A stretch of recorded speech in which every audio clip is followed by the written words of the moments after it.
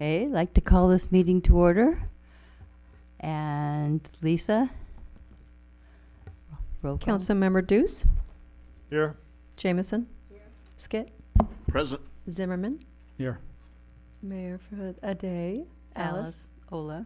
Ola, here, Mayor Richardson. I need a break too. And now if you would all face the flag, raise your hand over your heart, and repeat after me. I pledge allegiance to the flag of the United States of America and to the republic for which it stands, one nation under God, indivisible, with liberty and justice for all. Okay. I think this is when I end my tenure. Thank you very much. Great job.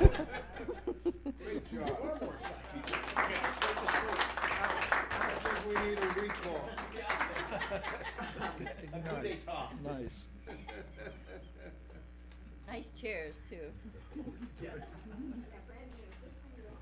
I want to say that having mayor for a day is really a wonderful thing for the city and for the charity that the contribution goes to. In this case, it was for the San Ynez Valley Choral. Master Corral, yeah. Corral. And in honor of Alice's mayor, we presented with a certificate, April 25th, 2016, the City of Solvang, California, Mayor for a Day, Alice Ola. This is your souvenir. Thank you. Thank you. It was very informative. I suggest you all buy a raffle of this sort at the next charity and come and learn everything about Solvang. It was great. Thank you.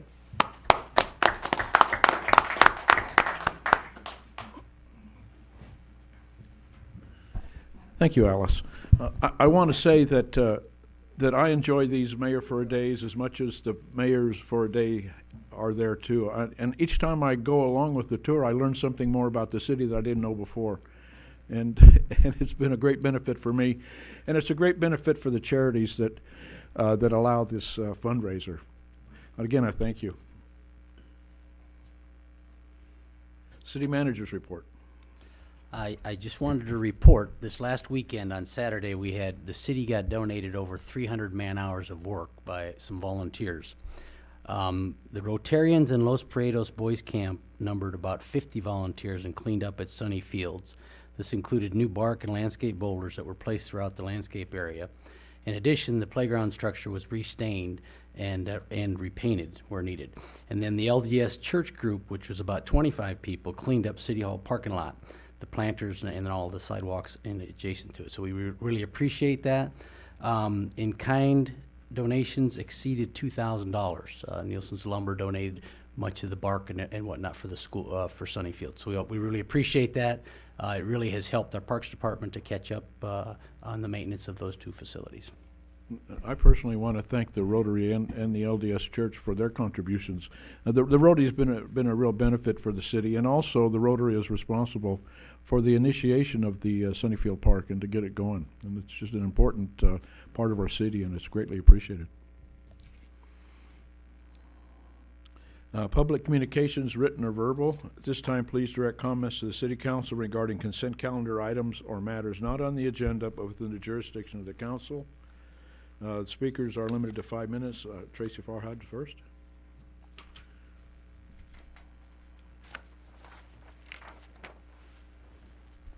Good evening, mayors and city council, city staff. Tracy Farhad, Executive Director of the Solvang Conference and Visitors Bureau with your tourism update for the month. First wanted to say thanks to all who have helped us try to maintain our top 10 best small historic town status with USA Today.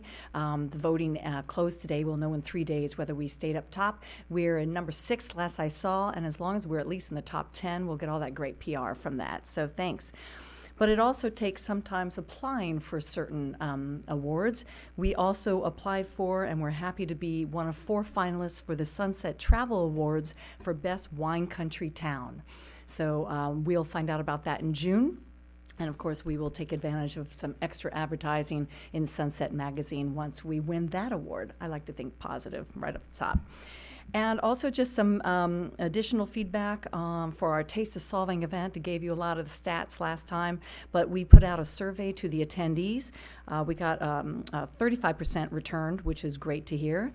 And what we wanted to let you know is that 76% spent the night, 70% shopped while in Solvang, 77% dined while in Solvang, 67% purchased wine, and we had a 10% increase in attendance year over year, with 49% already saying they'll be coming back next year. So we're very happy about those results. And many thanks to Muse Event Planning for doing such a great job. And last but not least, I would like to invite the entire hospitality industry, as well as City Council and City staff, to attend our diversity, sales, and marketing workshops. We have free hospitality industry training workshops coming up on Monday, May 23rd. It is for the LGBT diversity training for the hospitality industry and tourism marketing to the LGBT community. It's presented by the Solvang CVB in conjunction with Visit the Salinas Valley. We have a keynote speaker from Community Marketing and Insights, and you can learn from case studies what makes a product, service, or supplier LGBT friendly, and trends and insights from 2 decades of market studies and best practices on how to apply in policies. Again, it's free. It's at the Hotel Cork on Monday, May 23rd, and this will be in our newsletter and sent out to email boxes. So come at 10:30 in the morning for the first one, and come back at 1 o'clock or do either or at 1 p.m. for the second one. I also wanted to just note it's really nice to partner with the VSYV on this particular project. The CVB has had this initiative into the LGBT community, especially regarding International Gay Lesbian Travel Association previous conferences that we have attended. We did a lot of research. We set out a plan. We've attended some conferences. We've also hosted at least 5 different journalists who have brought back some great feedback. When we redesigned our website, we added a new gay-friendly page to our website and featured some weddings up here in the area. We also created a rack card brochure, and this is part of that training. We wanted all the hotels to have the opportunity to become TAG approved certified. We have one hotel currently in Solvang, the Hadston House, that is. TAG approved is travel advocacy group, but is specifically for search engines for the LGBT community to find properties who have gone through policy HR training, as well as diversity, knowing best practices, the no-nos, not to do that sort of thing. We partnered with the VSYV. They are going to be providing the first year's membership for all qualifying hotels in the entire valley. So we're very thankful for them. And the CVB will be bringing the guest speaker on May 23rd. So we hope to see you all there. Thank you. Thank you, Tracy. Jim Rhodes, followed by Ellen. Mr. Mayor, members of the City Council, staff members, thank you for being here. It's always nice to come before you because I see familiar faces, so that makes it more pleasant for me. But thank you for this time. My name's James Rode, and I'm here to represent the Solvang Senior Center. I'm president of the board of directors there. So what we do here in the valley, Salinas Valley and Los Alamos, is important to me, the people that we reach out to and the difference we make in people's lives. I lead a group there every other week. I call it Life Issues. And this is an example for you to recognize what we do. A man named Jack is a new member. And he came to my group for the first time, and his story is a familiar one to me at the Solvang Senior Center. Married for a long time, his wife died, and he doesn't know what to do with himself. And if they're fortunate, and we're fortunate, they come to us within the first, let's say, month. And there they have camaraderie, they have a chance to make new friends, and also engage in the activities that we offer. And that, of course, pleases me a lot. So I was very glad that he came and joined my group today. I'm here to thank you for your support over the years of the Solvang Senior Center. Ellen Albertoni, our executive director, and I were looking at some of the old history of the center. I think it was started in 1983. And it's just an interesting thing to realize that it wasn't that long ago, and what it offers for the community and the people as they age, because they're often, sadly, in our society, stigmatized and sort of forgotten. And that is something we don't want to have happen here in this community. Absolutely not. I'm here to report that the center is booming.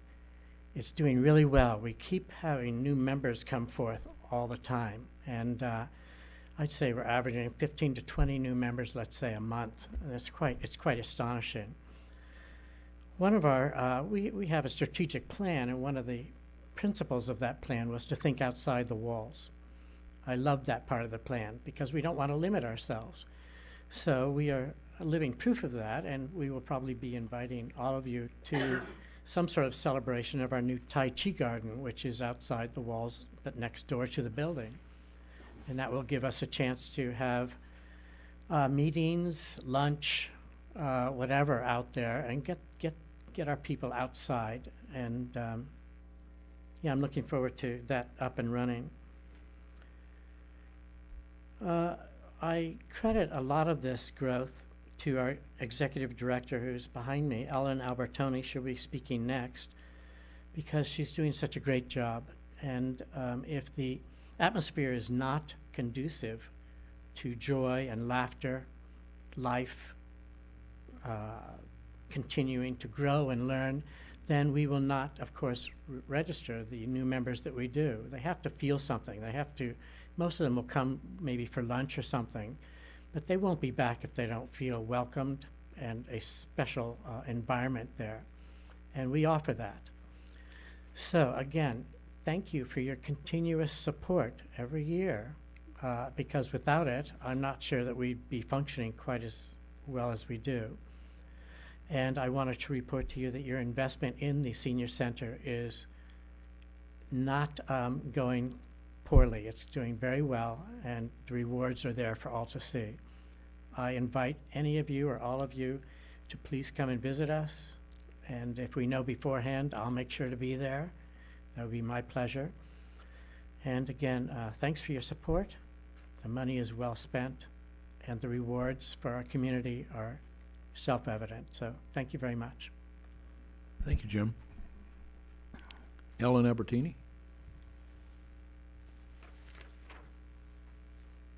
Good evening, and thank you very much for this opportunity, Council, to speak to you. I'm Ellen Albertoni. I'm a newer member to the Solvang community, but I've had family here for a long time, and I've been with the center for about 8 or 9 months as their executive director, and it's a place that I have grown to really love, and I was thrilled that I was asked to head up the center. We have been growing, as Jim mentioned, so a lot of what I had planned to say, Jim has already touched on that, but we have been growing since this whole entire fiscal year. We have new members every month. Word of mouth, we've had people who've moved into town. What do? The next day they've signed up and they are with us, and it's fantastic. We have approximately 400 members. Not all of those are active on a daily or weekly basis, but we do have a small group that does come every single day to lunch, and they have fellowship and friendship. We have we serve about 325 to 340 meals a month, which is provided through the Atterdag facility, and then we have a person who also prepares our meals. It's just fun. It's a fun place. We have 3 new activities which have started in the fiscal year, and it's a group of women and men who are just laughing all the time. And the leader of 2 of our activities is a 97-year-old retired professional cartoonist. He leads the cartooning class, and then this year he has started with a creative coloring class, which something I was kind of wanted selfishly because I love the smell of crayons, but Neil whips out these fancy watercolor pencils, and now we have women and men in there coloring and learning about shading, and it's all, they leave 20 years younger. So we're not all a population of seniors. We have seniors who are in their mid-50s. We start at 55, but Neil is our most active and oldest of our seniors. As Jim had mentioned, we are moving outdoors, and besides Tai Chi, we have Pilates, we have exercise classes for those with arthritis. We have 3 or 4 different card games, knitting, poker's a hot commodity, as is hand and foot and rummy. We'll be starting something new next month. We want to have everything portable that we can outside in the fresh air. People are looking forward to even having lunch, maybe wine and cheese outside. It's a great place, and it would not be possible without your support. I could continue to go on and on because there's so many wonderful things. The best thing is knowing that when people come there, they have others to speak to. They'll come to my office and ask for guidance, and if I'm not sure what to do, I can always find somebody to help them. But it's wonderful when you have somebody who comes and knocks on your door and says, thank you very much. We feel, we're safe, we're comfortable. My mom, my aunt is safe and comfortable here. And we keep in touch with their family, and they keep in touch with us. So thank you for what you've given to our center. And I hope that our relationship continues. And please come and have lunch with us, or come and enjoy our Tai Chi garden. Thank you very much. Thank you, Ellen. When I was a teenager, I hung out with a bunch of folks, kids, and in a club. And also, I think those of you that were teenagers that were in high school cliques or in high school clubs, you'll find that this senior center is very much like that. When you join the senior center, you find people of like minds, and you develop a real personal relationship with them, and it becomes almost something you want to do on any particular day, is to show up and be with your friends, your new friends there. So I thank you for your presentation, and I encourage anybody from probably even as young as 30. Young blood is great. To any age, you're always welcome there, and we'd love to have you join. Thank you much. Jeff Clay.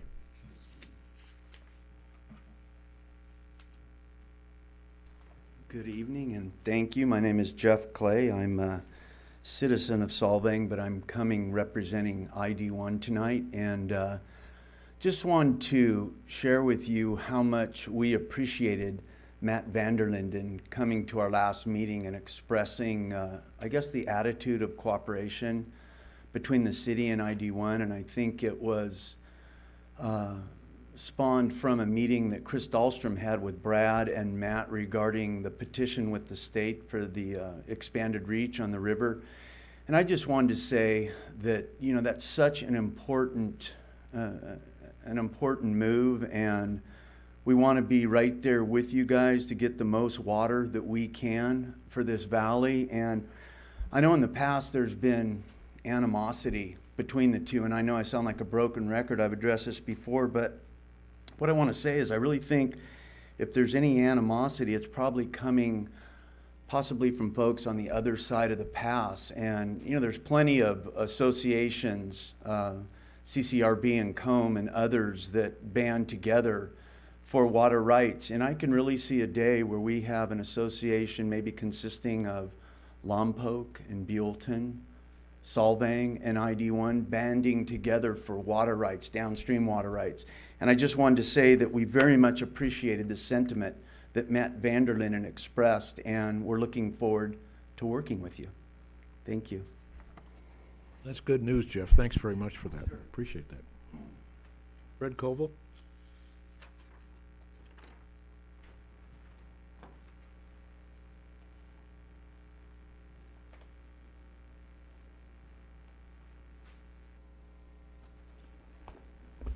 Good evening, City Council members and Mayor. Fred Koval, Solvang resident, C. I have some handouts here tonight. The first batch has to do with the execution dates for our contracts, the CCWA contract and the DWR contract. And what's interesting about it is, if you look at Santa Barbara County Flood Control and Water Conservation District, they have the master contract. And that master contract execution date was February the 26th, 1963, not 1960. And the project repayment date is 2035. However, the bond maturity date is 2029. Now, I don't know what that means, but I will pass this on to you. Second item is the DWR contract between Santa Barbara. And it all flows down to all of us. It's 245 pages long. And I've never read it. I don't know if anybody has ever read it. So I'd like to pass that on also. Well, Did I see our city attorney said he read it? yeah. Okay. Now, the other thing is, way back early on, we were heavy into Bulletin 132s. And DWR published the management of state water. They publish a bulletin every year, okay? And I first used to read it by going to the USCSB library.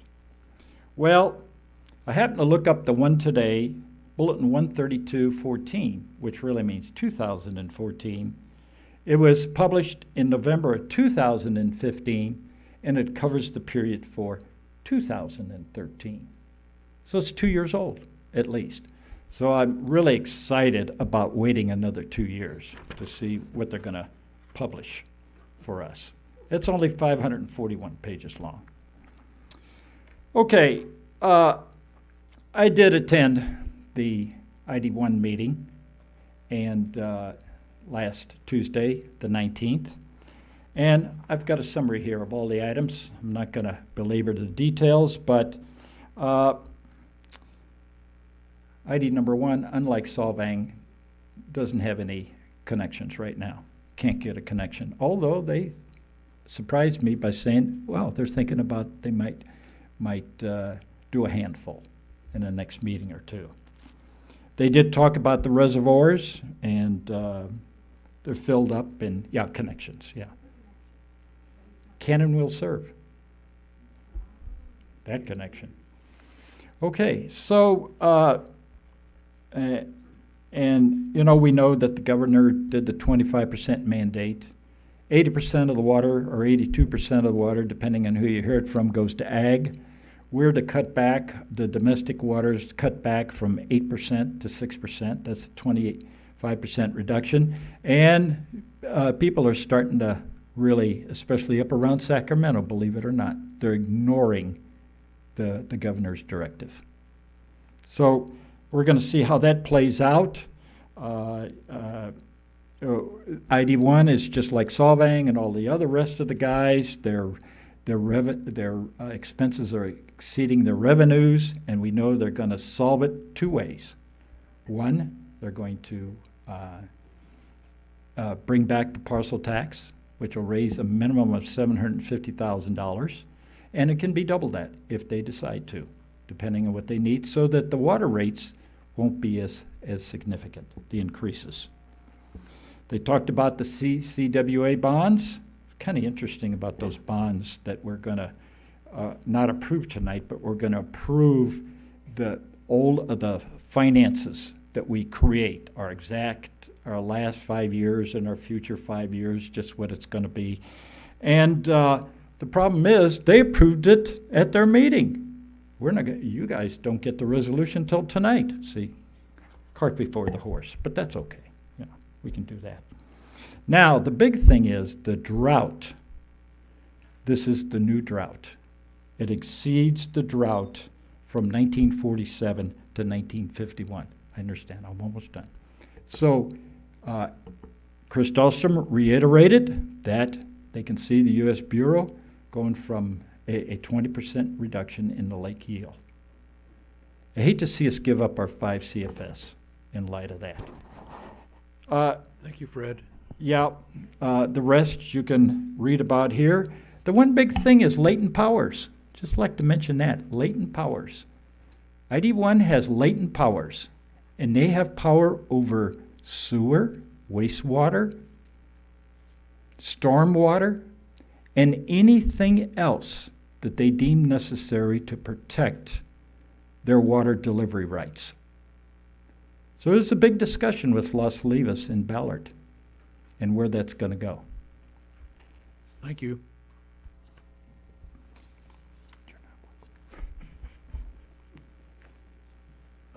Karen, I'm going to pull that item as off the consent calendar, and you can make your comments at that time. Okay? Okay. I have no other speaker slips. Does anyone else wish to speak at this time? Seeing none, we'll come back to the council for council comments and requests. Would you like to start, Ms. Jameson?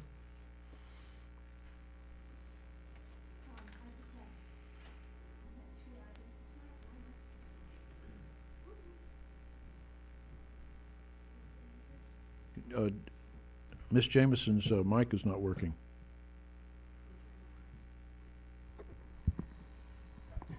Am I working now? I'm just going to use handses. Okay, 2 items. Was it last Friday that Kevin came home? Or Thursday? Yeah. There was a celebration here in the room for Kevin. It was a marvelous, uplifting thing. And when I brought him a half a flat of strawberries and gave them to him, and he thanked me, and I said, now you know these aren't all for you. And he had a twinkle in his eye, and he says, really? And I said, really, you have to share with your family. He says, I know. So when a person has had a stroke and they still have a sense of humor, you know they're getting better. Because that's the one thing a person with a stroke might lose is their sense of humor. He looked great. He's fairly mobile. Everybody here was excited to see him. Had a great big cake that I think he ate 2 pieces of possibly. The first responders were here that rescued him from his vehicle. It was just very uplifting. He is now home and he's doing his, probably getting in the car and going to rehab someplace or having it at home. But he's on the mend, and it was good. And I was proud of him. And I told him I expected him to be 100% soon. The other item is we're going to have a very exciting Saturday on May 7th. In the morning, we're going to have over 300,000, that's what's in my, 3,000 bicyclists in town. Oh, runners, right, a half marathon, I'm sorry. So we're going to have 2-legged creatures running around the valley. And then that afternoon, around 2:30, 3 o'clock, we're going to have 700 plus horses and riders and guys in wagons. So it's going to be a very exciting day and very full, and if you better come in town early and get a parking place because they aren't going to be had anywhere. But the rancheros are coming to town on May 7th. The blessing at the mission is one of the sweetest, most endearing things that happens in this community. And when they say ride, rancheros ride, that's what they mean. And they go up and they have a great time at the Janeway. But I encourage everybody to come and watch the parade as it comes through town. Not many places where you can see 700 horses coming up the road. That's all I had to say right now. Mr. Deuce? Oh, sorry.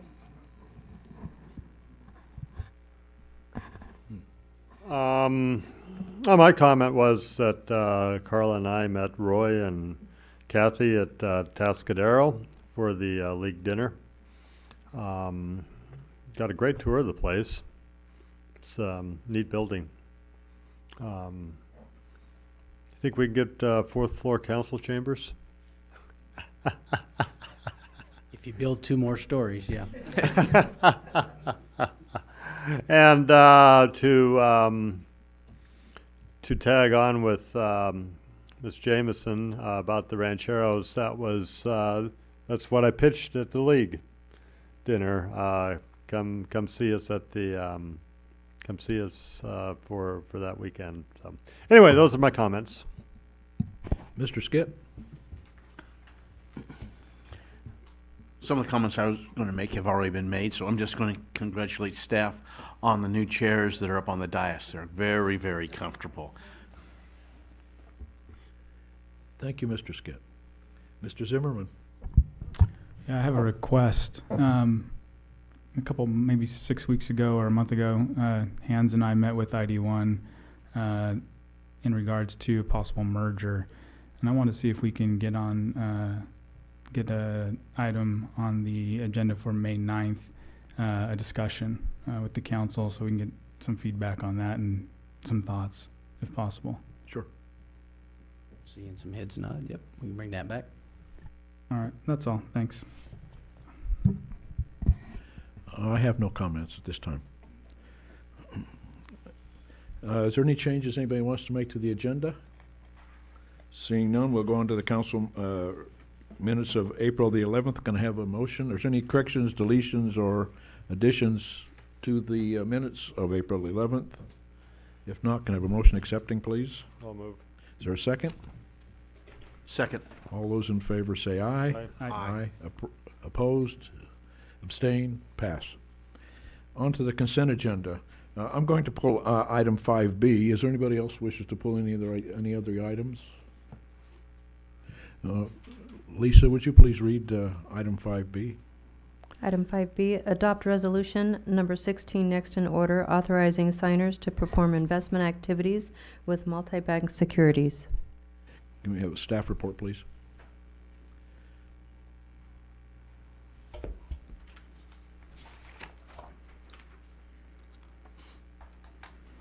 Good evening, Mayor, members of the City Council. Sandra Featherson, your Administrative Services Director. A while back, Council had asked us to look at other investing options for the city's extra or excess cash.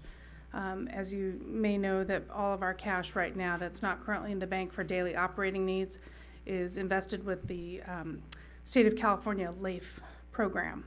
And that program has earned interest of late of about anywhere from 0.28 up to about 0.46.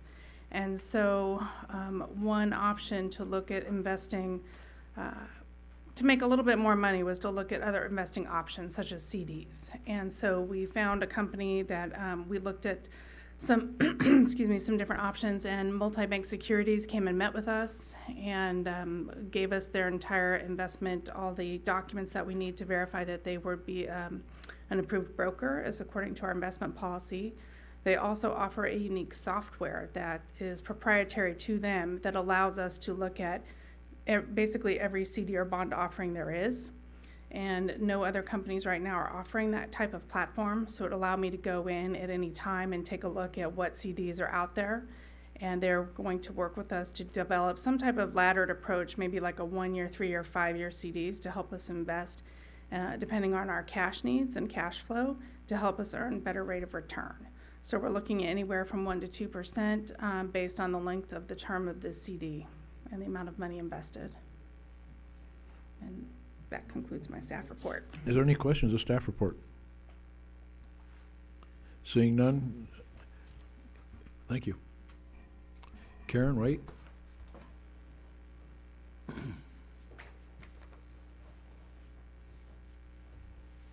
Good evening, Mayor, members of the Council, City Administration and Management, members of the public. I'm Karen Waite, citizen, United States of America, a resident of Solvang, and currently going to run for City Council. I really would like to quickly touch on something that I, also being the former president of the Board of Trustees for ID1, I wanted to say that I was very happy to hear what Mr. Clay had to say and what Mr. Zimmerman had to say. I mean, it leads me to believe that there is an increase in cooperation between the entities. And I'm really happy to see that this is something that the two entities can start working together. It's great. Anyway, so I want to move on to what I wanted to discuss. And my career is in finance. I've had a 25-year career in finance, and my specialty is in compliance and risk management. And the 5B on the agenda popped out to me. I've been on boards of trustees where I've been the chair of the finance committee and also working with public agencies. I'm encouraged that you have the finance committee, that you've been out there researching companies to use to invest your additional cash. What concerns me would be, I don't know how many companies that you have looked at, and I'm hoping it would be a multiple of companies that you have interviewed. And then the second issue to this, which is very important, one of the things that I audit for, I'm about to take off and do 9 audits up in San Jose tomorrow. We look at corporate entities and who their authorized signers are, and rarely do I see any independent signers for either a government organization or a large corporation. People don't act independently when they're signing off and investing. There are checks and balances, and there are tiers of authorization that involve 1 or 2 or more signers even. So I would encourage you to look at that, which I'm sure I have faith in your finance committee and this city government, but I'd encourage you to take a look at that. One of the most important aspects also would be the insurance involved per account and per account owner. And I don't know how you've divided up your accounts to have adequate coverage, because this is the public's money. This is the people's money. And I prefer to see very conservative a stance taken.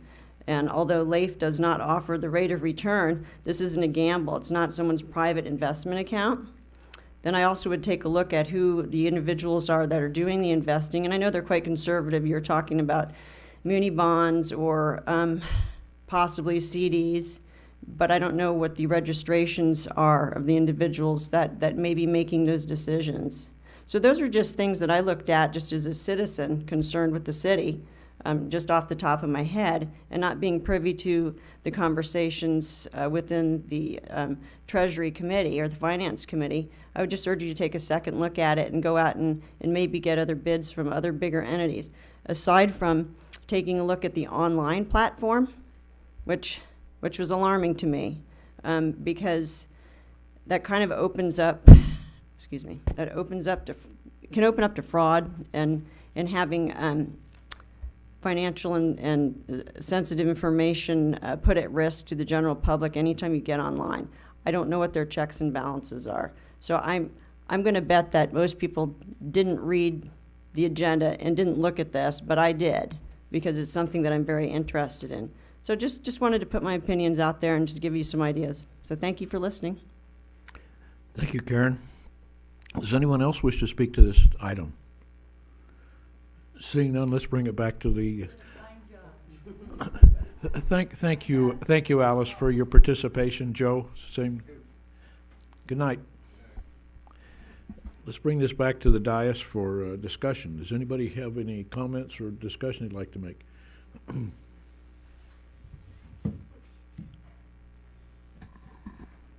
I guess I'd like to hear some of the answers to Karen's questions. With regard to the insurance, we did talk to the broker, and we're initially going to invest about $1 million, and each of that, it would be invested in approximately 4 CDs at about $248,000, because the FDIC insurance limit is $250,000. So the plan would be to invest about $248,000, so we don't go over that limit for the insurance. So each of the CDs would be insured. In regards to looking at other broker firms, I get cold calls all the time from firms wanting us to invest with them. We had asked for rates from another agency, and this agency is actually used primarily by many municipalities and came with other references. They provided an extended packet of information, everything we asked for in terms of their qualifications, their rating. The actual bond buyer is rated, and we can see all of their information. So we feel very comfortable using this company based on the research that we did with them. Are there any other questions? What about signers? Well, this document right here is just to allow us to use that online platform, but as part of the overall finance division, we have internal controls in place, and we can set up something so that, you know, if I decide to make a bond purchase, I can have Brad approve that before I go in and actually make the purchase online. And we don't have to use the online platform. It's just one of the tools that they provide to us. We can actually call them and say, okay, we're ready to invest in some CDs. Provide me the rates and what you think are the best options in return, and they can actually do the bond purchasing on our behalf. So we don't necessarily have to use that, but there would only be one or two people, it would be Brad and I, that could be authorized to say yes or no to do that. But internally, we can certainly develop a process where any type of purchase that we want to make has to have both of our signatures on it, for example. And is this the only company that you actually spoke with, or did you interview other companies? We did not interview per se other companies. Once they came to us, and again, we looked at all their materials and found that they were doing primarily municipality work, we decided to use them. And did you check with these other municipalities? Yes. Okay. And Neil and Jim were in on the discussions and the decisions as the finance committee? Well, they were involved in terms of they wanted us to go out and look at other things. We didn't come back to them necessarily for approval of this particular one, but I believe it was mentioned at the time that this was a company we were looking at. Then I guess I'd like to hear from Neil and Jim what their impressions are. Neil? I actually have a question. What's the transaction, or is there a charge per investment? No, there isn't. We don't have to pay any fees. Okay. And then is there a cap on the amount that a single signer can invest? You know, there's other documents that we're going to be signing with them for the holding party. I'm not sure if there'll be a limit on there, but we could certainly do that. I mean, part of it's in our investment policy, and so that's kind of what we utilized as the treasurer for the city. I'm the one authorized to make the investments already, so I really didn't need to do this particular document, but this was something the company had requested to know who was going to be the ones making the transactions on our behalf. I lived through the Orange County fiasco, bankruptcy, and it's made me very cautious about outside investing. And I'm conservative in my own investments, and I want to be conservative with the public's money. I can't agree to going with the broker. There's the word broker to me is just a funny word that means a lot of different things, and so if I just want the council to know that I'm opposed to this move and that I would vote no on the adopting the resolution. Are there any other comments?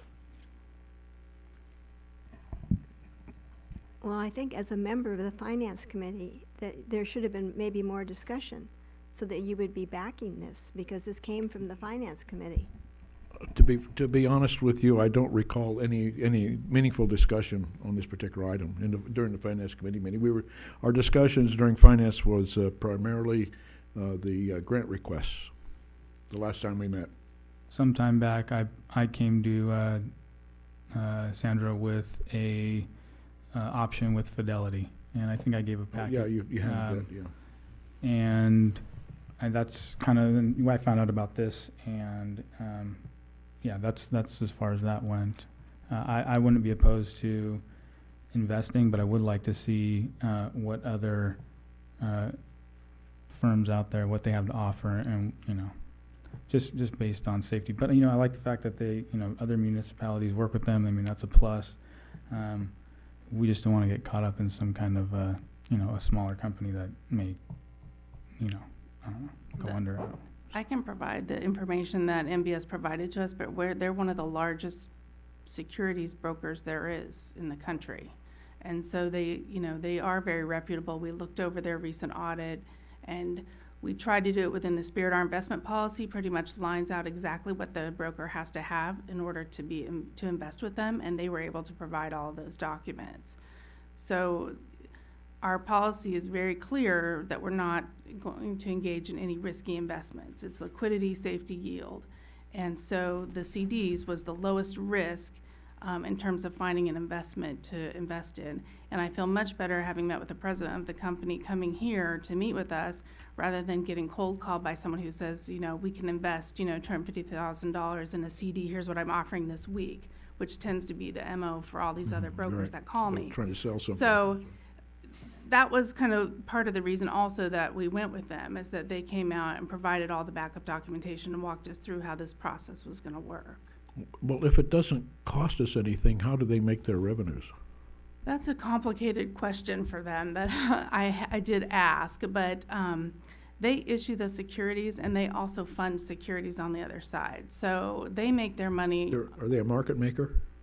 No, I don't think so. I'm not sure I understand that, but they have other revenue streams. They don't get the money from us. They don't make it on us. So we're a loss leader then for them.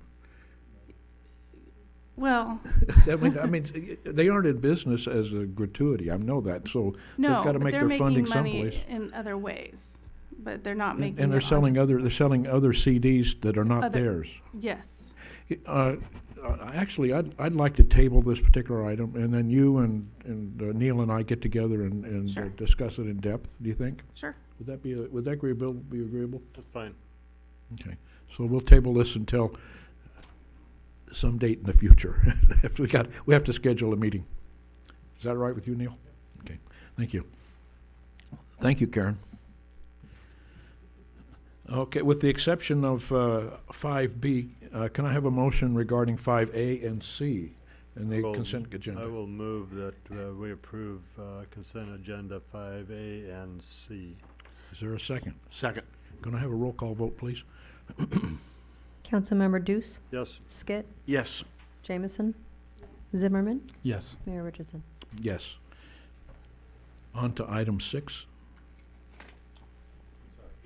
Item 6, Central Coast Water Authority water bond refinancing. Staff report?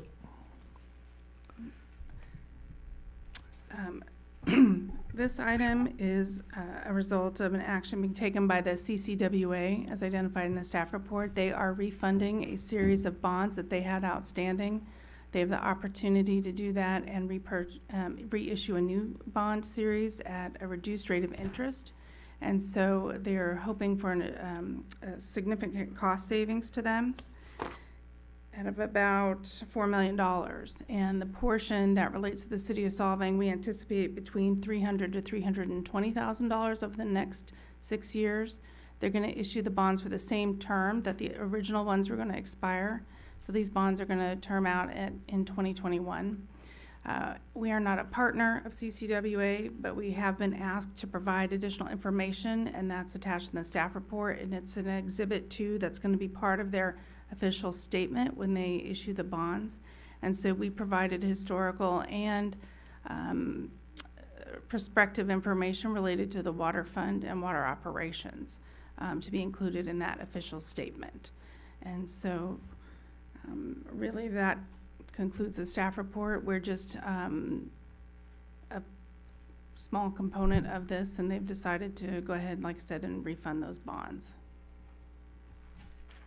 Other questions of the staff report? Question. Mr. Skit? On you stated that we are not a member of CCWA, which I know, but the member of CCWA that represents the valley is ID1. Is that correct? That's correct. So when somebody, I believe, Fred made a comment or on his comment that that ID1 made voted on supporting this bond issue or this proposal, they were the authority for our local area. Our consent is more or less an advisory capacity and not really. Yes, we're involved, but it's not, if we say no, it doesn't really cause, we don't have we are not the biggest dog in the fight on this one. We're the Chihuahua in the fight where you have the Alsatian guard dogs, and we're really nothing in this thing.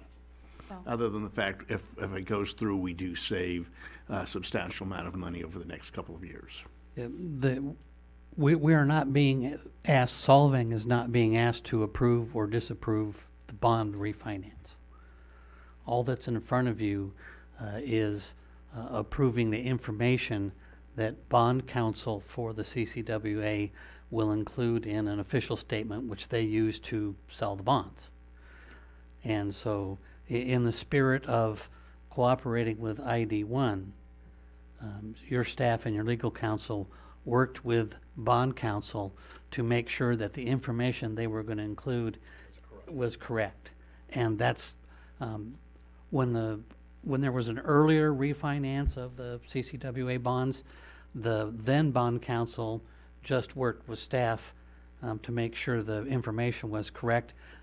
This current bond counsel wanted to have a resolution of the council certifying basically that the information is correct. And that's all we're doing, because we're not part and parcel. It's not our decision. And they aren't asking us to participate. And they also, because your staff successfully encouraged them to remove any language from any of their documents that indicated anything other than what the truth is, which is that we're not part of the refinance. And that's, if you notice at the end of it, there's a paragraph that says we don't have a continuing disclosure obligation. They're making it clear that we're not bound in any way by the bond. We're not contract to it. We don't have any obligations to potential investors. All we've done is as a matter of comedy between us and the Improvement District Number 1, and frankly, I think council direction has always been to try and cooperate with CCWA as well. And so that's why this is before you. And it really is just a factual statement from Solvang's perspective. And I should mention that Doug Brown from Stradling and Yoka is here. He's the bond counsel for CCWA, so he's available also if you have questions. Why did we have to write up a resolution to state what is the truth or what's okay? The bond counsel will know far more detail about the bond law, but basically from a city attorney perspective, because I do see bonds from time, we don't do them often here, but a lot of cities do, and so I see them from that perspective all the time. In order to sell the bonds and comply with the Securities and Exchange Commission rules, they have to have this official statement. And bond counsel has a lot more personal liability at stake than any city attorney, any of the attorneys for any of the participating agencies.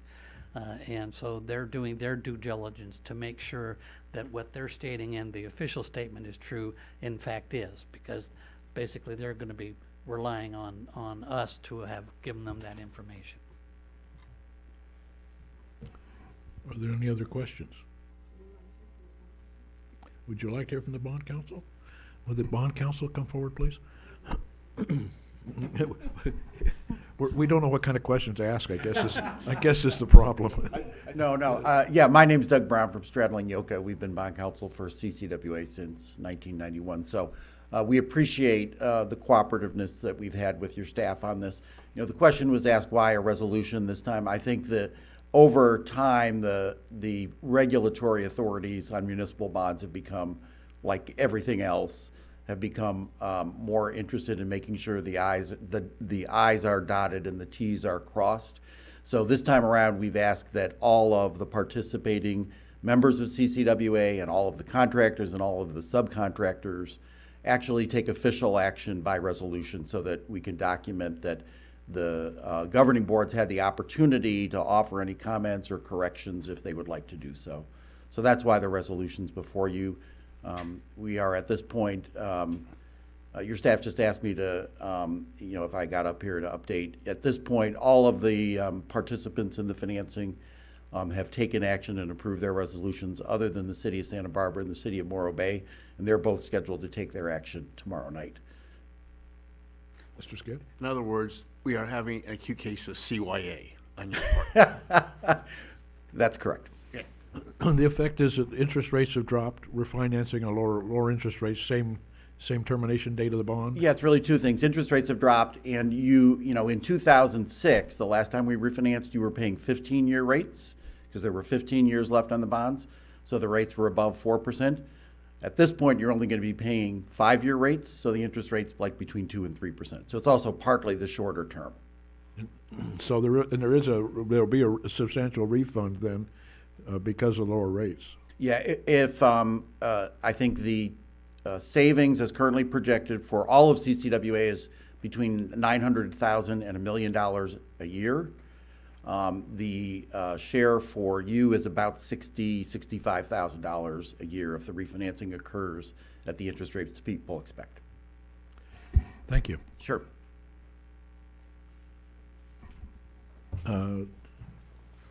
I got one public speaker, Fred Koval.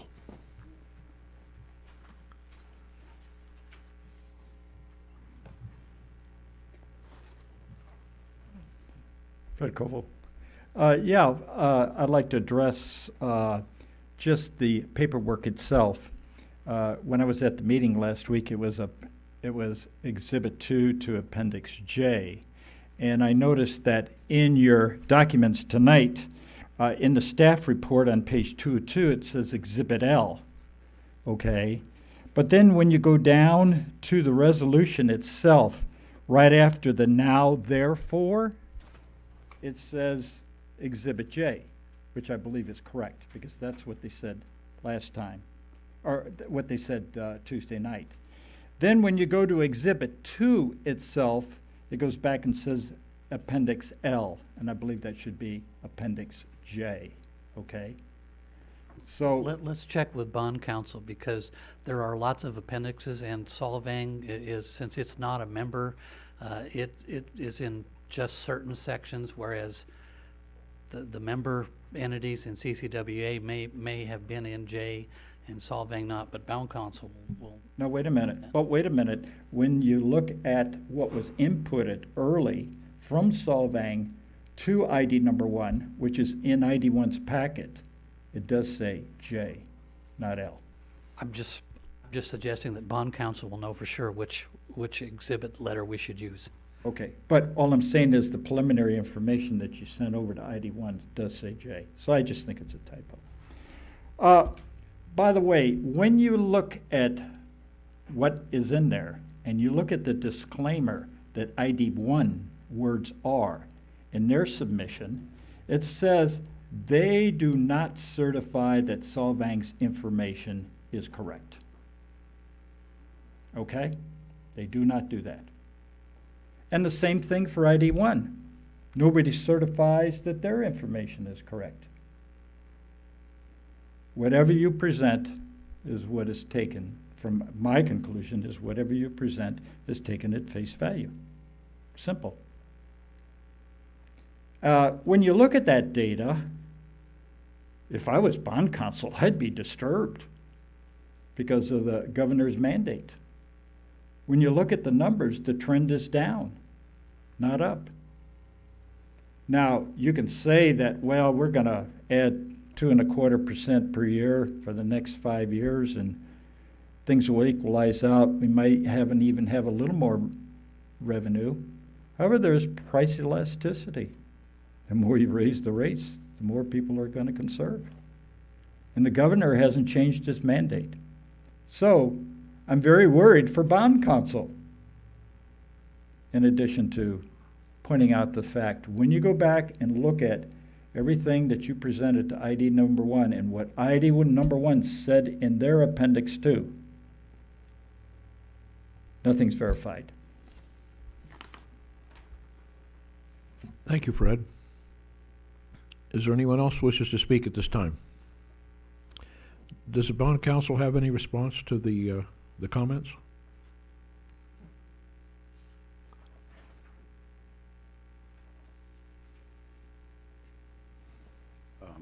I guess just to, in terms of the appendice reference, it's going to be, depending on whether the bonds are insured by a bond insurer or not, it's going to affect what appendice you actually are. What you're approving tonight is this in substantial form. You're authorizing your staff to make a correction. So if ID 1 and you end up being Appendix J or K, that change will be made appropriately so that everything runs, in order. The second thing I would just say is, we've worked carefully with your staff in terms of the historic financial information and the projected financial information. You know, the effect of the governor's order is disclosed in the official statement, including what actions you all have taken, you know, to implement the order. The rating agencies will be the ultimate judge of the creditworthiness, you know. So I don't think the underwriters and the financial advisors that are involved in the transaction, I don't think have any concerns about the creditworthiness, you know, of any of the participants of CCWA at this point. Thank you. Mhm. Are there any other comments from the audience? Seeing none, we'll bring it back to the council for action or any other discussion. Seeing no discussion, can I have a motion?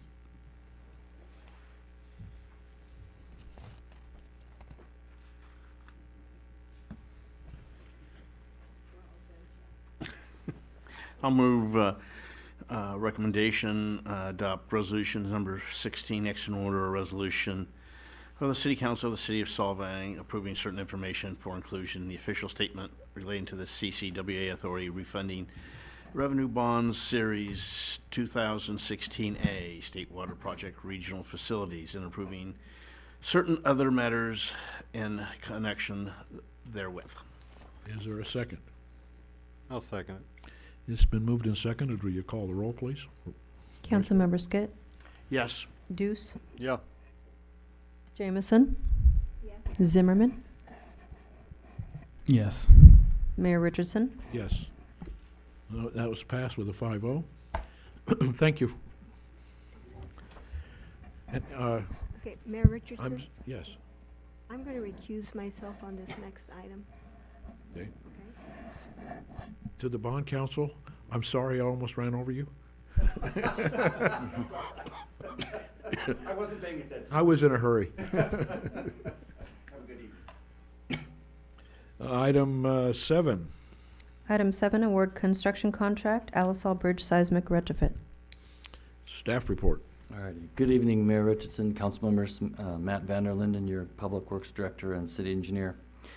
So before you tonight, the award of the construction contract for the Alisal Road seismic retrofit project is we're nearing the culmination of a project that actually started in 1998 when Caltrans first initiated a contract with an engineering firm to do the initial seismic retrofit design for the bridge.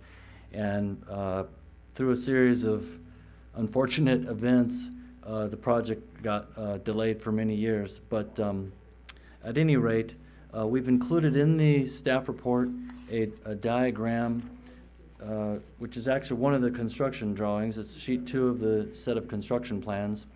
The idea there was just to try to give you a little bit of a understanding of the work that is going to be happening with the seismic retrofit project.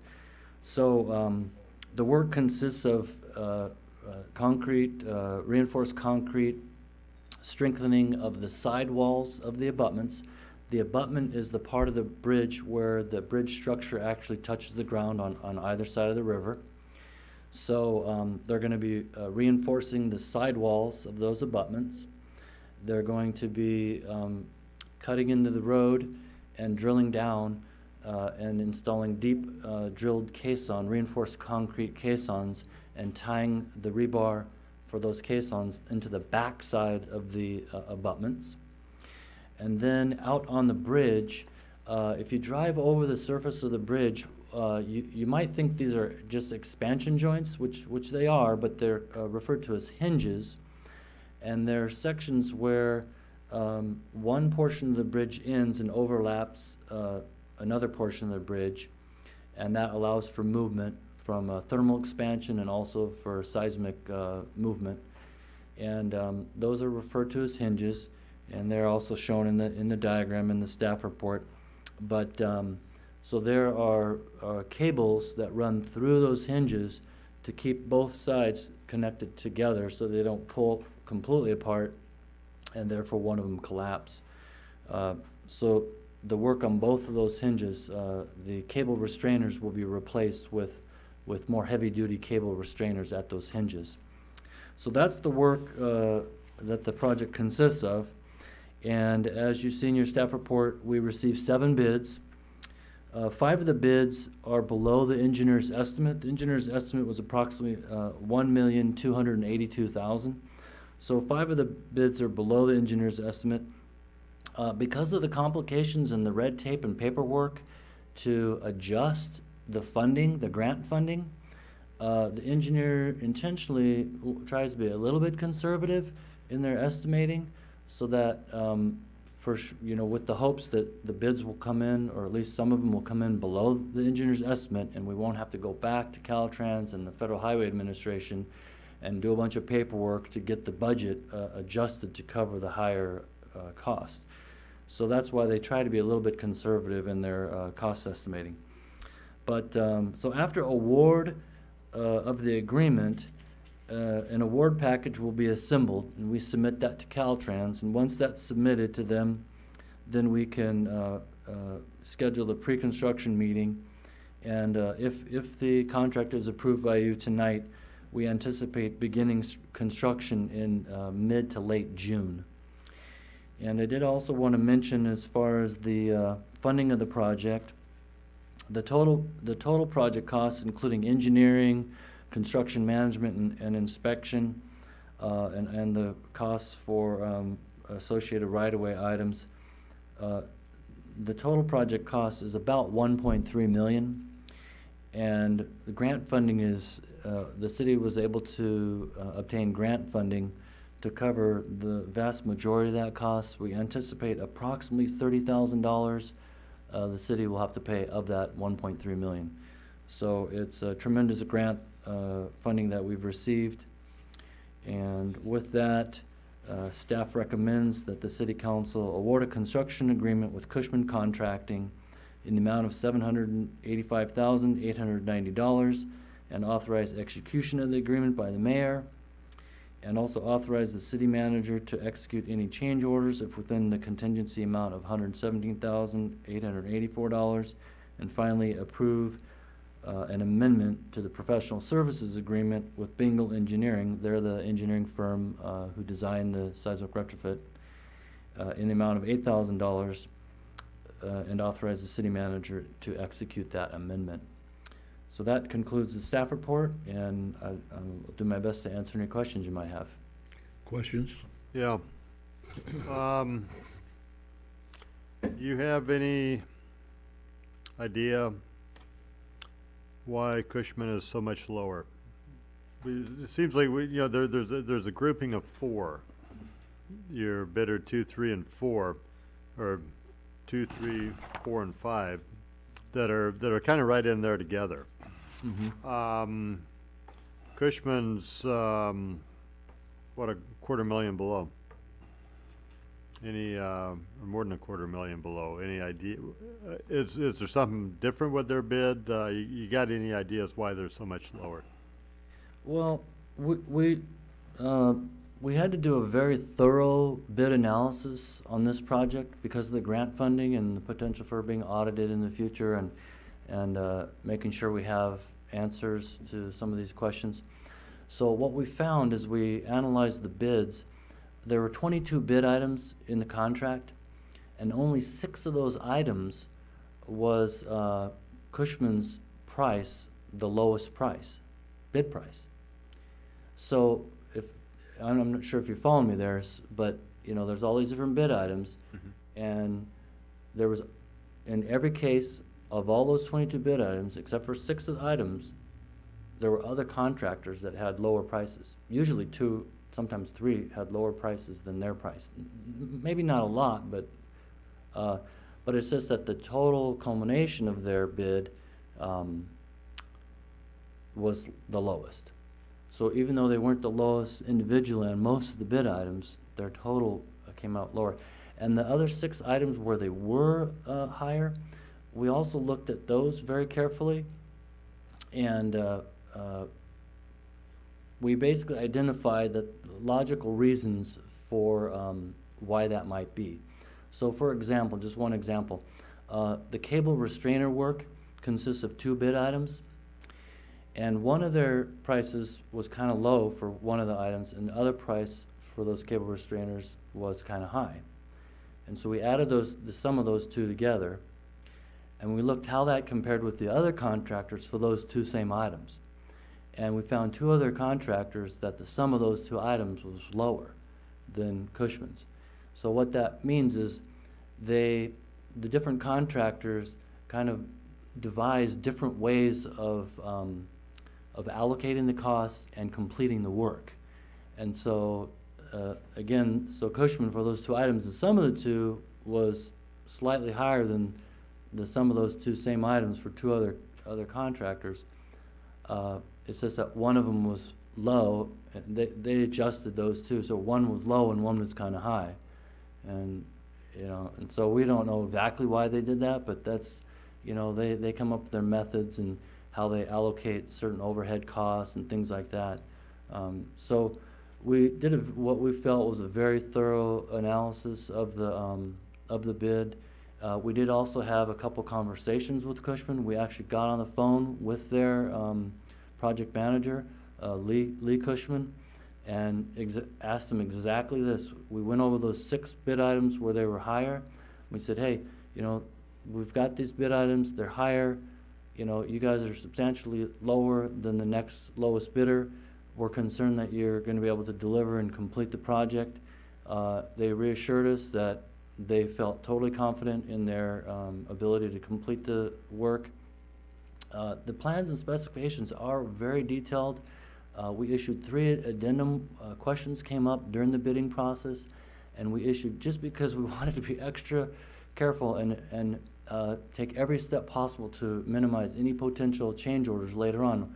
We issued 3 addenda clarifying different items so that hopefully to avoid any possible change order. So the work itself, if you look at the plans and everything, the majority of it is reinforced concrete work. It's pretty simple work, really. Drilling the caissons is a little bit tricky because they're kind of deep, but it's a very common thing that's done. And, you know, so that's the best I can tell you, is that we went through it very thoroughly.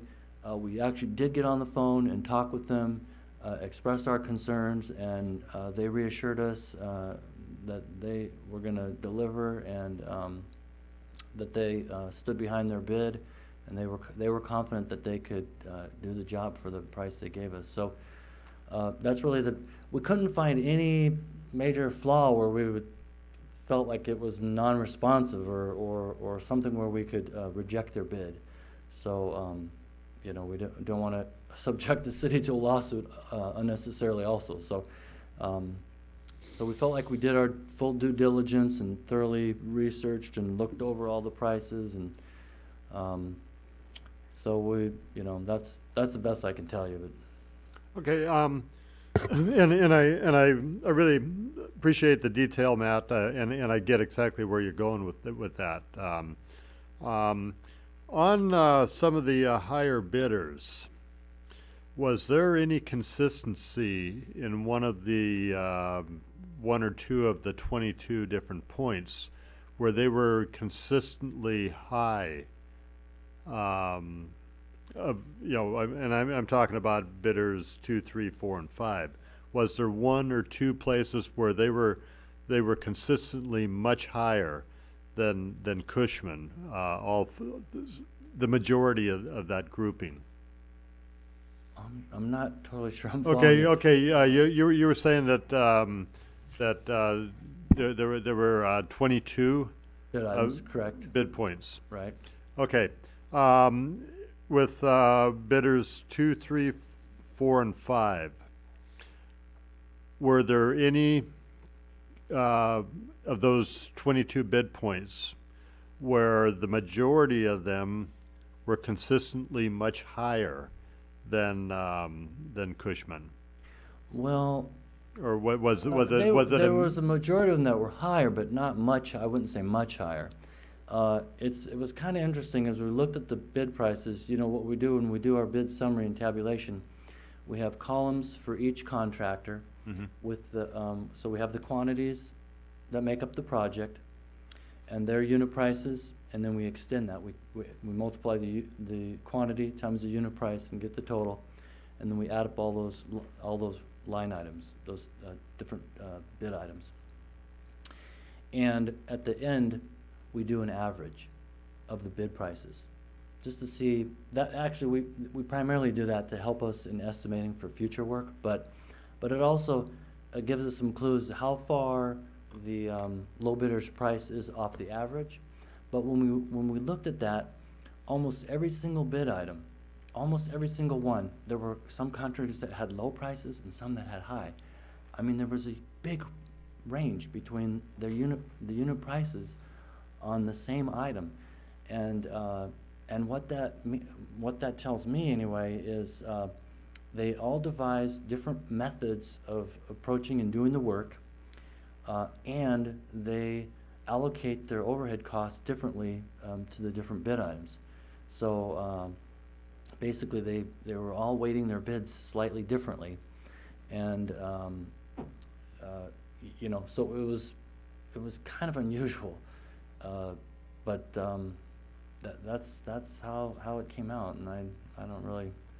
Well, where I'm going with it, or just to explain myself a little bit better, maybe, if there was an item, let's just say it's was the caisson a single item, or was that broken down? The cast and drilled hole caissons were a single bid item. Okay, let's use that as a for instance. And let's say that the Cushman was at a lower price. The next, let's say 4 out of the next 5 were significantly higher than all the other bidders on that one. That's kind of where my question was. Was there any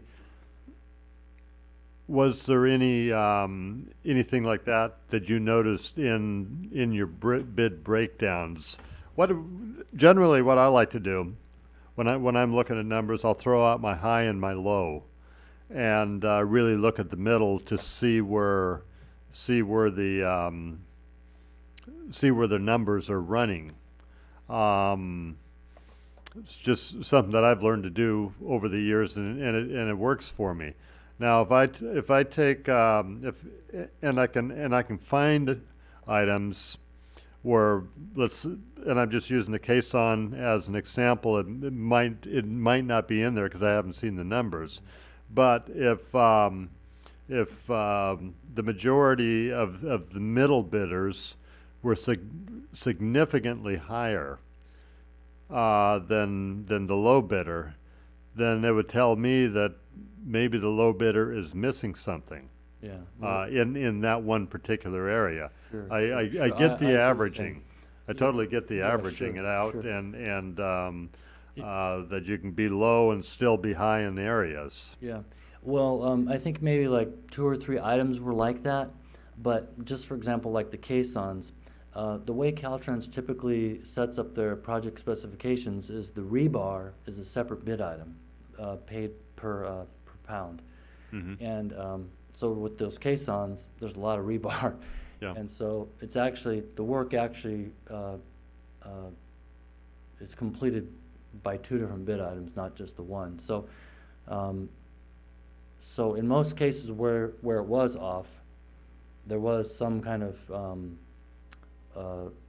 what we felt some kind of offset with some other bid item where they were higher than most other bidders. But I don't think we did the analysis quite the way you described you do. Mm-hmm. But yeah, there wasn't any real huge disparity like that we noticed. Okay, all right. Well, it's just that's usually how I run my numbers, and Yeah, that's interesting. and what I'm trying to do is qualify one of my lower bidders, but it sometimes when I can see something happen with the middle group, I can spot something in the low bid that really isn't right, and go back and focus on that. Yeah. Why are these others running so much higher than this low one? Yeah. Well, actually, when we did contact Cushman, the first time I called them, I wasn't able to speak with them, but I left a voice message, and I specifically outlined the bid items that we were most concerned about. Okay. And so they had an opportunity to look at those before I called again. Okay. And actually spoke with them. So, and they assured us that they felt comfortable with their bid, and they were confident they could do the work for the prices they gave us, and so. Okay. Yeah. All right. Thanks. Mr. Skid? Yeah, first, one comment is, I'm glad to see there was another project that's going just about as long as our well field in San Ynez River, because I think that started in about 96, so this was a little bit faster than that one. Two questions. One, where is the I know there is an earthquake fault that runs down on this side of the mountains. How far is it from this bridge? Does it go down the river? Does it go underneath the bridge, or is it further to the north, to the south? And I think it may go a little bit to the south. Yeah, well, that's a little bit of a tough question. There are lots of many small faults that have the potential for, not a high potential for producing ground acceleration. And so I don't recall exactly from the geotechnical report that was done as part of the project, but there's not a major fault right close to us, but there is one that goes through the San Ynez Valley, kind of along the San Ynez River in portions. But yeah, that's, I don't believe there's a fault that extends like right through the bridge or anything like that. And okay, that answer. And then the next question is, we have dealt with Cushman Construction before, have we not? Correct. They were the contractor that did the bank restoration project out of the wastewater treatment plant. That was a $500,000 So project. we have had a track record where they come in and perform within their bid price on that one. Correct. They successfully completed that project, actually ahead of schedule, and did a good job. So.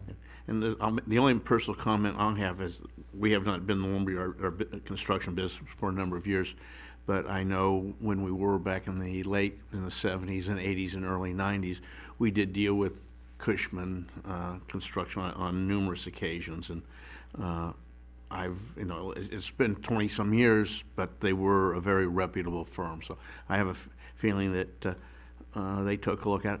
I know one item where I've seen people have come in on substantially lower bids is that sometimes a construction company actually had some equipment that they already possessed that they could bring in onto the job site, whereas other companies had to go in and rent or contract with another company to do certain items. And I have a feeling maybe this could be one of those cases. I won't say it is. That was the case actually with the wastewater treatment plant. They have 2 large cranes that they own. Right.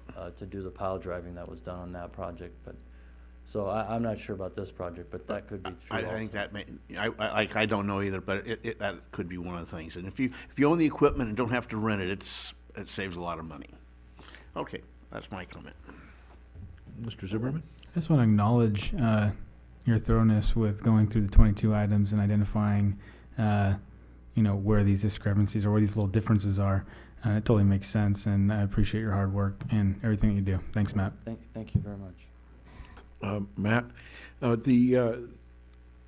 in your description summary on the total grant contribution, excuse me, the total comes to 1.264 million, and that's based on their bid plus a contingency of 903,000. Is there, and plus the note up in the alternatives say that we would forfeit 1.6 million. Are you saying that if we use Cushman and the totals come to 1.3, that's the grant request we make, or how does that work? Yeah, I'm sorry, that 1.6, that's actually not totally clear. The 1.6 was the total amount that was approved because the engineer's estimate was much higher than the low bid. So that would have been the maximum amount that would have been covered by the grant. So in this case, the FHWA and Caltrans will adjust the grant amount to match the contract It's a amount. reimbursement, so it's a dollar. So it's a reimbursement on, depending upon So the that would have total. been more accurate to say, approximately 1.3 million. Yeah, Okay, sorry so about then, that. then my question is, if somehow Cushman doesn't perform to the contract and they start exceeding costs, how are we covered? Are we covered by we can increase the grant to match those costs that they exceed? The grant covers a 10% construction contingency. Right. So if anything over that, the city would be responsible for. But as I mentioned, we do feel that the plans and specifications are very thorough, that the actual work is fairly straightforward. There's nothing highly complex or complicated with the project. So we don't anticipate any kind of significant major change orders. There's always, frequently there's little things that come up, but we don't anticipate any like real major change orders because we feel the plans and specifications were pretty thorough. If there was an unusual circumstance that caused that to exceed that 903,000, what happens to us? Are we responsible then to see that it's done that? Well, it depends what it is exactly, but we can go back to Caltrans and try to get approval of a change order amount that exceeds 10%, but there would have to be some kind of real solid justification for that, and I believe that they would look at that and consider it. But if it's just something that's not well supported, then the city would have to pay for anything over the 10%. What kind of things would be considered part of the contingency that they might ask for increases for? Well, for example, when they're drilling those caissons, that's going to be in the roadway, and depending on how they do that, if they slope the excavation back, or if they put shoring in there, and how they design the shoring and all that. There may be a situation where we want them to remove a little bit of additional paving at the end of the project and repave a larger area. That's one possible thing that might increase the cost, but we're talking just really a few $1,000s for something like that. Are you telling us that the contingency, that we would determine what it would be contingent? We approve the change orders. They make the suggestion, we approve? They can request. Correct. They can request. Yeah, we can deny. Or just because it costs them more than they bid, that doesn't mean they get a change order. It has to be justified that it's some change in what they bid upon. So yeah, we initially make that first call whether they're going to get any more money, and it's got to be based on some change in the specs or plans. Say when they're drilling the caissons, all of a sudden there's a bunch of boulders that would be unanticipated. You wouldn't anticipate that. It changes the cost of how that's a negotiable change order right there. That's a change of condition that is unknown to us and unknown to them when they bid. Or if they're drilling down and they hit some quicksand, something Similar. something Some change something that is unforeseen. unforeseen. Thank you. And in addition to unforeseen, Brad used a very careful example because he was using an example of something that's underground that nobody could have seen. So the law does give some protection to the bidder for those types of things, but once you get above ground, everything a reasonable If you can see person it, you should know can it. go look at it and look at the specs. If it turns out that they should have bid more, that's tough beans. That's a technical legal term. And to minimize those type of things, for example, in our geotechnical analysis, we did soil borings very close to where those caissons would be drilled, and we went down 60 feet, 60 feet. And so, there could be those soil borings are about 6 inches in diameter. There could be a giant boulder, 2 feet away, but Regarding materials used, there were specifications regarding each of the materials used? Very detailed. So there'd be no substandard stuff from foreign suppliers? No, in fact, there's a new provisions that came out just a few years ago about all the steel has to be American steel, and in fact, any construction materials that are shipped have have to be under this is a brand new item. Oxycodone and. Well, no, it has to be under a U.S. flagged ship. So if they transport anything from, any materials from outside the country, it has to be On the delivered American on a flagged U.S. ship. flagged ship. So, but the steel has to be American steel. Got it. Are there any other questions of staff report? Thank you. And we'll take it to the public for public comment. Is there any public comment regarding this item? Seeing none, we'll bring it back to the council for action. Mr. Skit. I'm going to make a motion that we accept the recommendations of 1, 2, and 3 and proceed with awarding the contract to Cushman Construction. Is there a second to that motion? I'll second. It's been moved and seconded. Would you call the roll, please? Councilmember Skit, Yes. Zimmerman, Yes. Deuce, Yes. Jameson. She's, Gone. Correct. Mayor she's Richardson. abstaining, and yes. That's 4 yeses, 1 abstention, pass.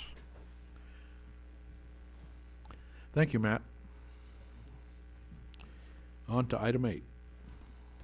Item 8, City of Solvang goals update.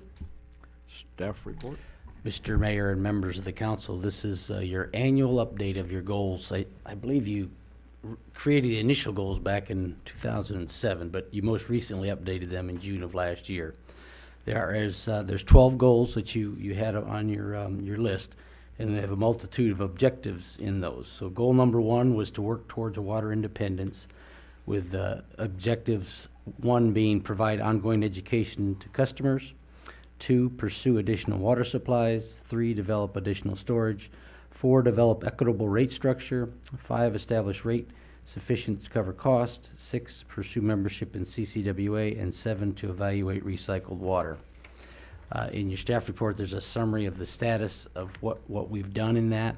What I think I'll do is I'll just go through all your goals and see if there's any changes you want to make to those, but we did, as a staff level, come in and put some updates as to what the triggers have occurred in the last year. But your second goal was to improve traffic circulation. One objective being to work with Caltrans on speed limits on Mission Drive. And you had noted last year that we would delete that once the new speed limit signs have been posted, and those have been posted, so staff would recommend that in the final version of your goals, you delete that.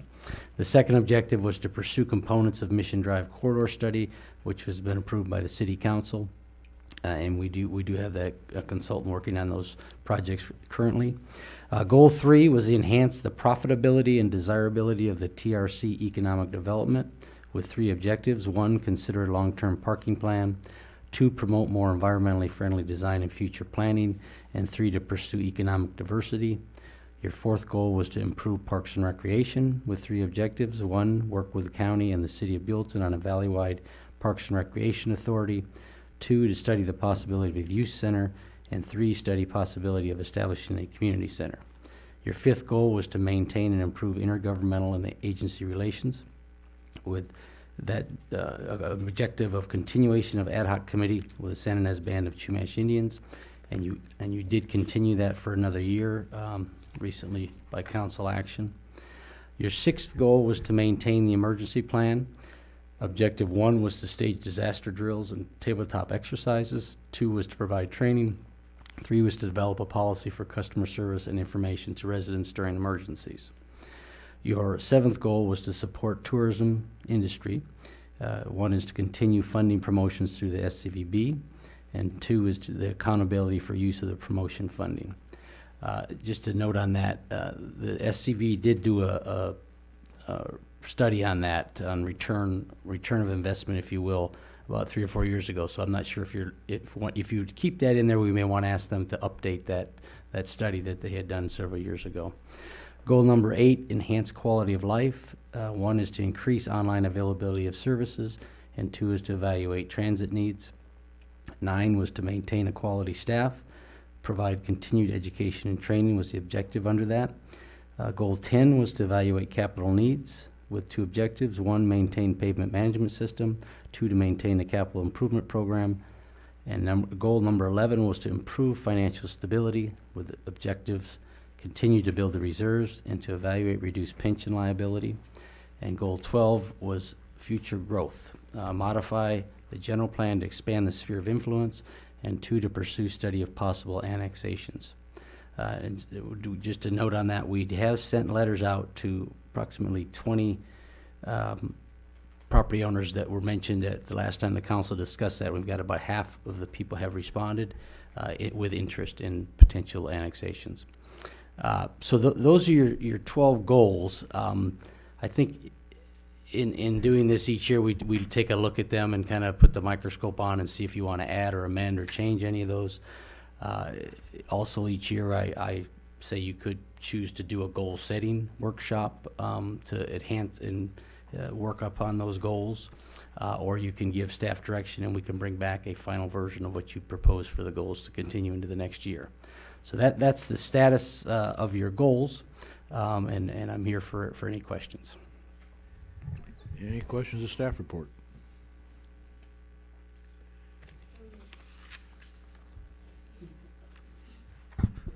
What happened to that? I know. That's okay. Okay, can we make additions and deletions? Is that what we're doing now? You may, yes. Okay, then under goal number 5, maintain and improve intergovernmental and agency relations.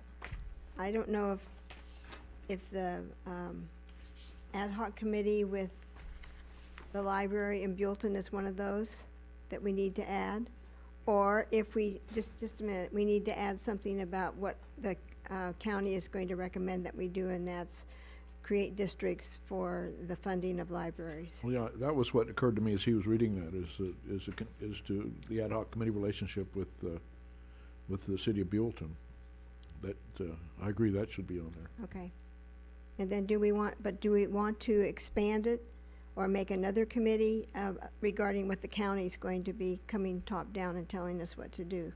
We don't want to be caught like we were with Lompoc, when Lompoc decided not to have Buellton in their zone anymore. And we were told that we were told. Yeah. And we lost a good % of our funding. Would that be a specific, the library board itself, or counties, or the supervisors, or? They expect the individual libraries to have discussions and try to, Judith Dale supposedly is going to be heading this up. They want the libraries to kind of have a meeting of the minds, not necessarily county-wide, but by area, so that we can get additional funding for our libraries. Because the county has said that they possibly could give us 50 cents or $1 more during the coming budget. They want to see what those numbers look like, but that's still not enough. That's not enough. No. Well, yeah, so that's another one. We could add those two then to the. So am I hearing you want a goal, a separate goal for library services? Quality of library service or something to that respect? I think so. Something like that, a goal that would just deal directly with library services. I think that, I think, no? I don't see it as a new goal, but I would see. Not a goal, no. No, Government, in this number 5. I would almost put it into goal number 4, park and recreation, because it's, you know, it's, to me, it's more of a So I would put it in number 4, because it would be more of a, because if I remember it, when we even first started our library discussions several months ago, it was actually a combination of recreation and library, and then we just. I think you're right, Eddie, but I think we also realized that it wasn't going to work. Right, but it's still, but I think it's still the library. To me, the library should be more of a it's not. But we're dealing with another. It's not just us. Yeah. We're dealing with other entities now. We're dealing with the county, and we're dealing possibly with whoever else. Buellton, Los Olivos. Maybe Los Alamos will end up being in our district. It's not going to be by zone anymore. It's going to be by district. They're going to create Possibly. Districts. Yeah. You know, with the. I don't. Just so it gets in there someplace. So in 5, you think a new objective that would tie to library Yes. services, because Yes. you've got both the county and Buellton, which are Right. interagency Right. type things. And So- then we can have, the ad hoc committee is just something that is an offshoot of one of those. Yeah, I think I could wordsmith some stuff, think we something can- for I that, can we that agree with particular that? section if we're getting We got some nods majority on vote, that. okay. Okay, and then I have another item, and that's maintain emergency plan. And Brad and I kind of talked about this the other day. The city of Buellton and the city of Solvang share a display trailer.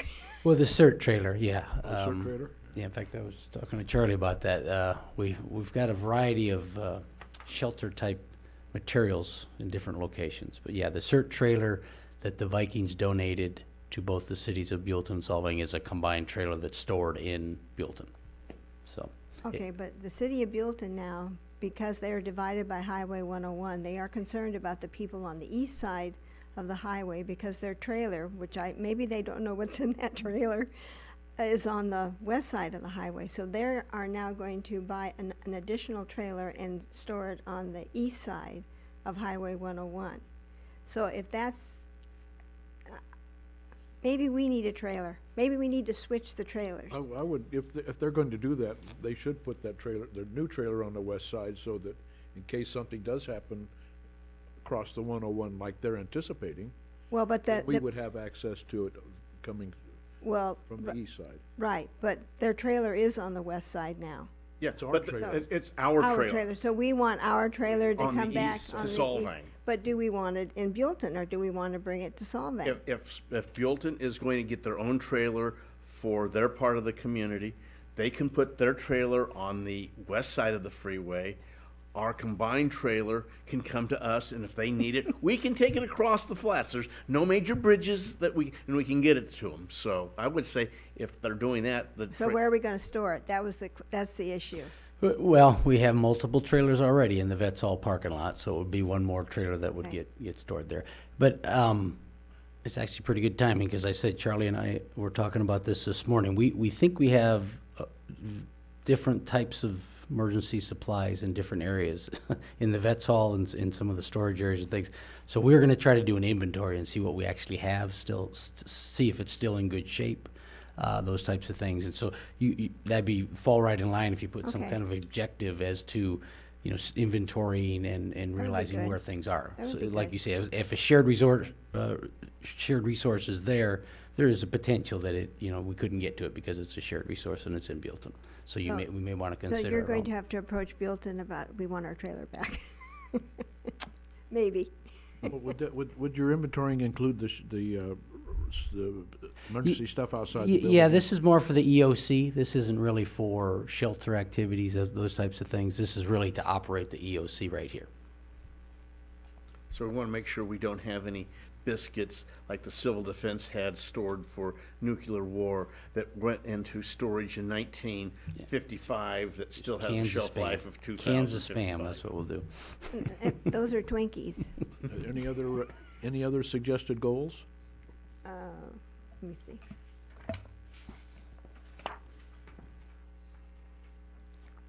Well, I think we already said we're going to do it is on goal number 2 is we delete objective number 1 since they have. So that one will definitely be a deletion. Okay, yeah, goal 3. Consider a long-term parking plan. Did we ever approach Solvang School?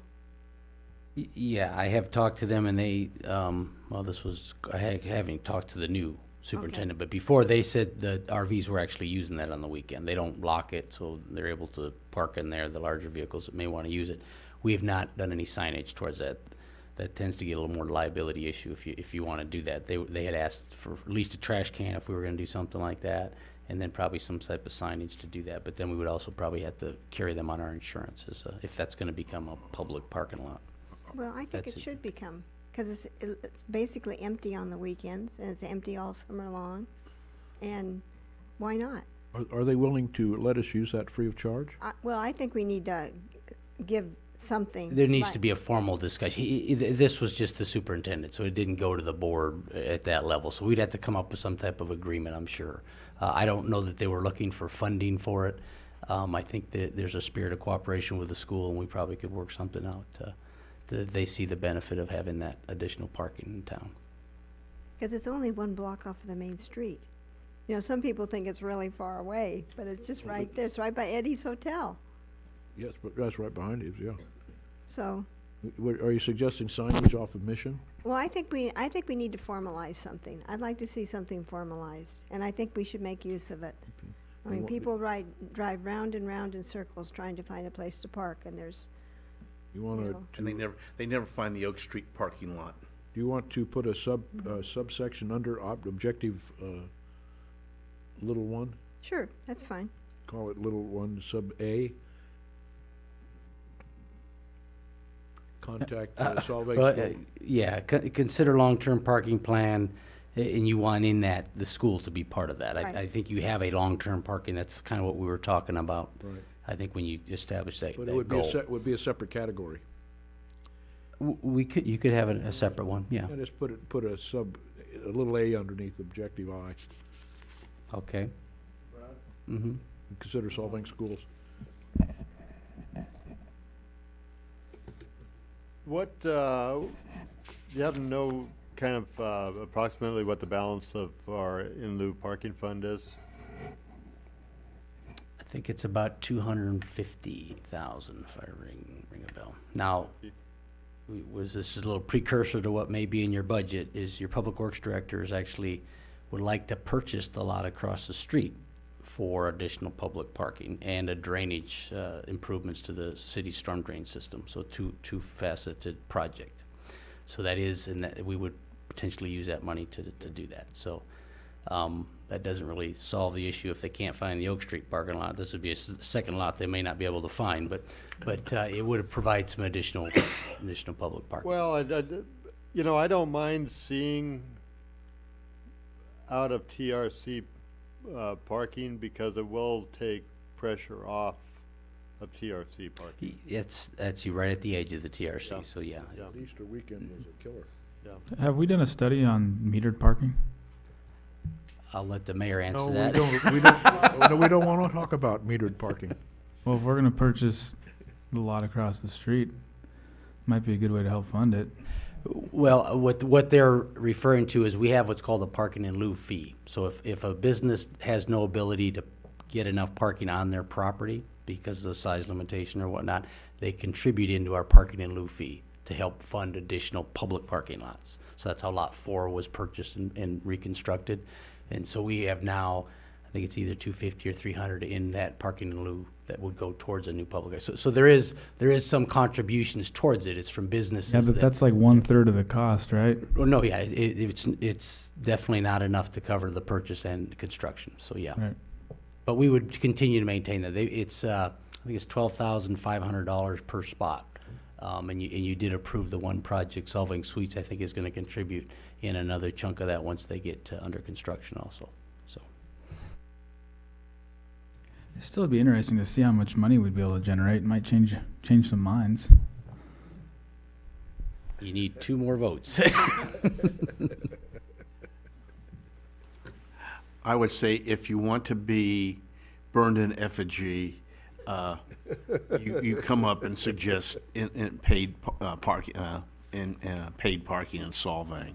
That has been mentioned several times over the last 30 or 40 or 50 years, and there probably are some people who are walking a little bit different right now because they suggested and somebody chewed their.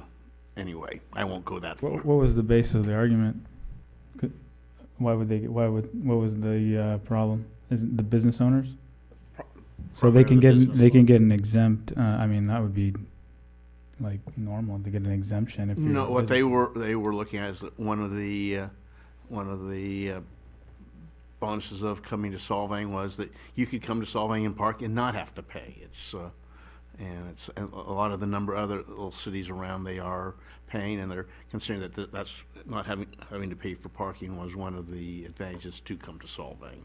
You can, what's the term they say in, advertising, run it up the flagpole and see how it flies, but the last couple times it's run up the flagpole, the poor flag has been shot to pieces. But Yeah, I can like get that. I like the idea that it's free. I mean, that's really kind of cool.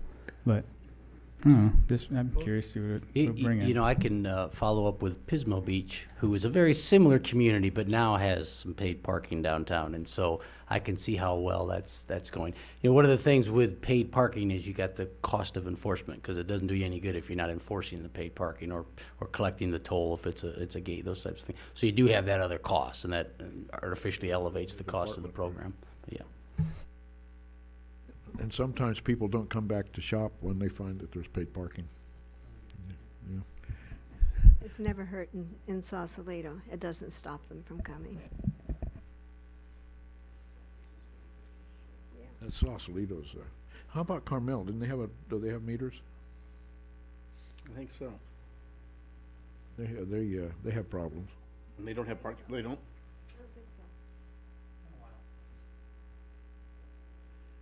All right, on with other comments about goals. Well, not just to brush aside Neil's idea, do you want like a little survey done? Maybe the chamber would do a little survey. Regarding The paid local parking? businesses? Parking, yeah. I mean, we can. And what many communities do is they give the residents tokens, so you put a token and you don't pay for your parking. Who's considered a resident? Right. Somebody that lives in the city of Solvang. That's gonna make somebody out in Los Angeles really happy when they come in. Hey, Local. They're not coming shopping. they don't anyway. We have a bone of contention here regarding parking, and do we want to? If somebody wants to do a study on it, I really don't care. Yeah, I think what Councilmember Jameson was saying was just an informal survey of the businesses. Restrooms in on top of it while we're doing it. I would suggest that we don't go down that road about paid parking, that things are just running just swimmingly as they are right now. Well, our revenues are good, our TOT is good, our sales tax are good. I don't think we need to add another burden of taxing to the public that come visit us. And because there are some that are really don't even shop in Santa Barbara because they changed the free parking from 90 minutes to 75 minutes. You know? So it's so let's not go in that sand trap. I don't think that's a good idea. So I would be opposed to any studies or going down that road at all. I'm not recommending that we do this study. I'm saying maybe the chamber could just, put out a little flyer. What do you think about this, folks? And they'll probably come back and say no, but then Neil will have an answer. I get it. I was actually looking at what a number would look like, not necessarily if people want it or not. Well, we have to buy the meters, and if we're gonna do the parking lots, we have to man the parking lots or have the little gates that don't work, that go up and down and don't work. And pay a person to stand in the little kiosk. Mm-hmm. So I'm sensing no. Got it. Okay. Is that okay with you, Neil? Yeah, that's fine. Okay. I was curious if it was actually done already. Sort of. What was the outcome? What's our decision? We're not gonna do it. No further discussion of Thank paid you. parking. Thank you very much. Thank you. Is there any other goals or that we should modify or add? I guess the answer is no. Then we go to the public for comment. And Fred Goebel.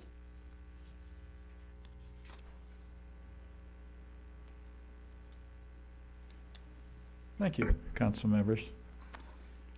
I did mark up the 4 sheets. And because I didn't think the goals were robust. There's no radioactivity, There's no bombs, no TNT, nothing. So on the first one, kind of interesting, goal 1 doesn't have an I. It starts with II, which was good for me because I added objective I, Roman numeral 1, whatever it is. That was deleted last time. No, because if you go into the details, it's back in. If you go into the table. Anyway, I added one in that said Valley to Lompoc JPA. Integrate with the GSA, Groundwater Sustainability Act. and that is associated with water. We need control of the valley, the whole valley. I'll hand this out. And this evaluate, recycle water. Do you really want to throw your money down a rat hole? So I got rid of the last objective on goal 1. Okay, goal 2, improve traffic circulation. How come I don't see in there sync the traffic lights? Especially when you put that one at the bottom of the hill there at Skit Mesa entrance. Boy, oh boy, is that gonna fix your clock. Anyway, sync the traffic lights. I hate to tell you this, Fred, the traffic lights are synced. It's the pedestrians that are walking across in the middle of the streets that are screwing up the thing. Because if you set up, I can't remember the exact speed, but if you hit the one and the light's green, you will hit every single green light as you go through town. They are synced. I know you don't think they are, but yes, they are. I've never heard that. I've never heard that happen. I don't believe that. But that's okay. They're synchronized, but they're not hardwired together, which is there's two different ways you can do that. But timing is synchronized amongst the separate signals, but they're not hardwired connected so that they can feed the data from the last signal. Got it. And Okay, that's so all they're under semi-synced. That's all under objective 2 anyway, for that part of that study. Okay, and improve traffic circulation. And of course, we know that when Maple opens up, we really got to consider no left turn on Pine Street onto 246. Got that in here. That's correct. Okay, enhance the profitability. And your third objective is pursue economic diversity. That should really be your first objective. Get something besides tourism as an income stream. On the next one, goal 4, improve parks and rec. Your last objective should be your first. Study possibility of establishing a community center. And added to that, focusing on a tech education center. That's what we really need in this town. Focusing on a what? A technical education center. Something like the STEM program that Dos Pueblos has with the robotics. I mean, that's what's ruling today. That's what kids are crazy about. And that's what we really need. It's a school thing. And we could really just be in the forefront of technology. And what's that gonna do? That's gonna help you for diversity. You're training the kids for smokeless industry for the future. There's your economic diversity, income. Okay, goal 6. You talk about maintain an emergency plan. How about a resident response team? Why don't you enlist the residents to be part of this emergency response? That's part of the CERT process. Okay, good. Well, I don't see it written here, so, Well, it's already in effect.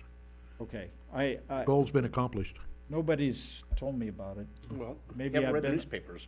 Yeah, okay. Yeah, I do. There's going to be a new class in Buellton if you want to take the certain 10 weeks. Is it 10? No, but I understand that there's a tree for response in our neighborhoods, by districts, by areas. You know, that if we got a problem down at the Glen, we got a response team for the Glen. If we got a problem at the mobile home park at the end of Fjord Drive, we got a response team there. So on and so forth. Okay, the last goal is 11 for me, improve financial stability. The biggest way to improve financial stability is to consider privatization of our workforce. That would really be the big one. And finally, the last thing, alternatives. You gotta say, discuss, make changes to goals, choose to schedule a goal-setting visioning workshop. And I'm wholeheartedly behind that. Kick it around with the residents and see what they might come up with. So I've added that. Okay. Thank you, Fred. Is there any other public comment regarding this item? Seeing none, we'll bring it back to the council for action. Who would like to start? Well, we have reviewed the goals and the vision. That was one of the recommendations of the staff. and discuss and provide staff direction on potential additions or modifications to the goals. I think we've done that. Are there any other that we'd like to present to the staff? When was the last time we actually had input from the public? Probably about the time of the centennial. I think we did one about 3 or 4 years ago that we didn't have a lot of attendees. I think we had less than a half a dozen attendees. But I think the first one was at the Royal Copenhagen, but I believe we did one in here about 3 or 4 years ago. I believe. I think we had I think we ought to do it every 5 years, bring the public in. So, you know, if we. Mike. Oh, sorry. She's hogging it. I'd say for sure we should do it every 5 years. Bring it in public, and just to. Yeah. Well, yeah, I know after the last election, there was a wait till the new council member came in, kind of, and that may be something you want to look at, is you've got Councilmember Skitz indicated he's not going to run, so you will have a new council member, at least one new council member. You know, there's a tendency for new council members to come with new ideas, and that's probably a good idea. It'd be to delay a workshop until after the next election. I'm sorry? That, late winter or. Sometime February, maybe. Yeah, let whoever comes in, let them, kind of get their feet on the ground for a little bit and. Get them to the, up to the League of California Cities orientation, and then bring them back down to a workshop. Yeah. I'm sorry? Make them chairperson. There you go. We might be able to find a fairly inexpensive facilitator if you're interested in that. Yes?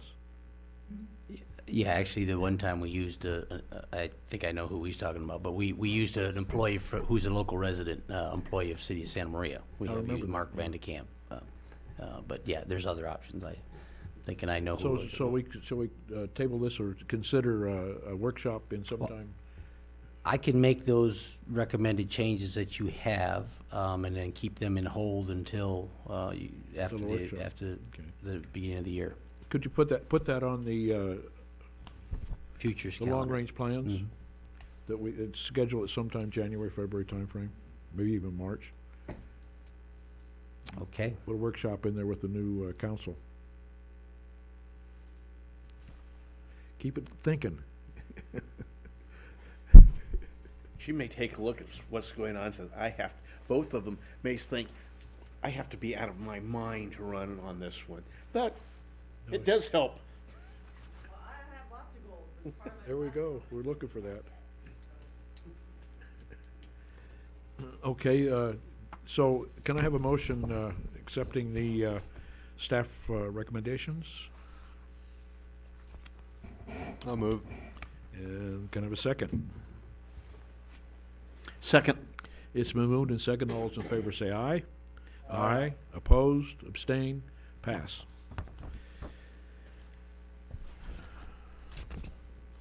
Is it time for committee reports?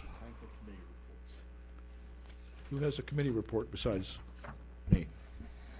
I have a committee report. I attended the Buellton City Council meeting when they were considering creating a library ad hoc committee, and they decided to do it. So we're going to be meeting this week, and we're going to be discussing the disposition of funds from the county of Santa Barbara. Good shot. So if you have any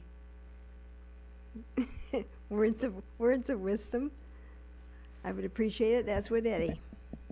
I believe we need to find a balance between the costs of their planned librarian versus the one for this side of the valley, and so that it's an equitable distribution of funds. Our contribution, their contribution, and the state and the county's contribution. and that we don't lose a half a person. Any other committee reports? Okay, mine for Santa Barbara County Association of Governments was last Thursday. That's why I didn't attend the thing for Kevin. I had that meeting.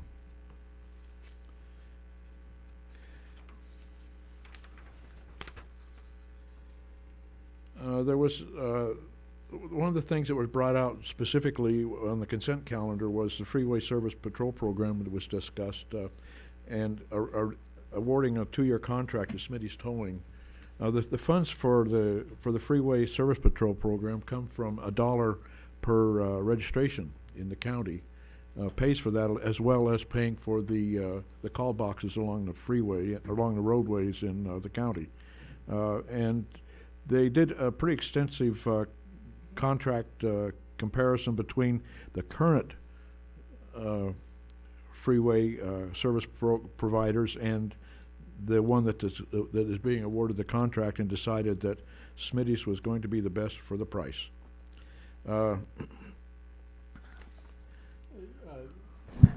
Jim, I got a question on that. Is that, so what's the service? Is that the guy that comes out and? Right, if during commuting hours, Okay. between Fairview and the Carpentry border. Okay, so it has nothing to do with the CHP rotation then? It's included in that. The CSP rotation could use Smitty's and have used Smitty's in the past. Yeah. But that's a separate vehicle. Okay, From all right. from those. They don't use the freeway patrol vehicles for that. Okay, all right. Just wanted to clarify, thanks. And then we discussed the Central Coast Freight Strategies, which all across the United States there's 40,000 miles of truck, what's the term I wanted to use? Federal truck highways that get extra funding. And it's peculiar that the area between Los Angeles and San Francisco on 101 is not part of that truck highway. And when we went back to Washington twice, we were trying to convince those folks in the Department of Transportation that 101 is indeed an important truck route, especially when Highway 5 closes down. And plus we have regional requirements to support Vandenberg Air Force Base. As of yet, they still haven't conceded to grant those funds or to grant that thing, but we're still pushing that. And then the overall work program was discussed. It was a document about a half-inch thick of the planned work effort for SBCAG for the next year. And then we also got the Measure A annual report. Measure A was voted on in 2007 or 8, I believe, to add a 0.5% sales tax to the sales tax in the county. That money to go to transportation programs within the county, notably the expansion of the highway between Santa Barbara and Carpinteria, which got a majority of the funds, and then the balance of those were divided between the South Coast and the North Coast. And this was the annual report pointing out that the Highway 246 passing lanes between Buellton and Lompoc are under construction. It started under construction before the winter and then paused during winter, and they're taking back up again. This is pretty interesting reading. If anybody cares to read it, I'll pass it on to the city clerk in case anybody wants to read it. And that's the end of my report. Although I did, there was a mention of there's a real dangerous situation on Highway 246 near Lompoc. They're near Hapgood Road, I believe it is, where the homeless shelter or a domestic shelter is, and it's on the west side. It's on the east side of a bridge across the Santa Ynez River. Too many people are in danger of being killed walking across that bridge. In fact, someone was killed here just recently, and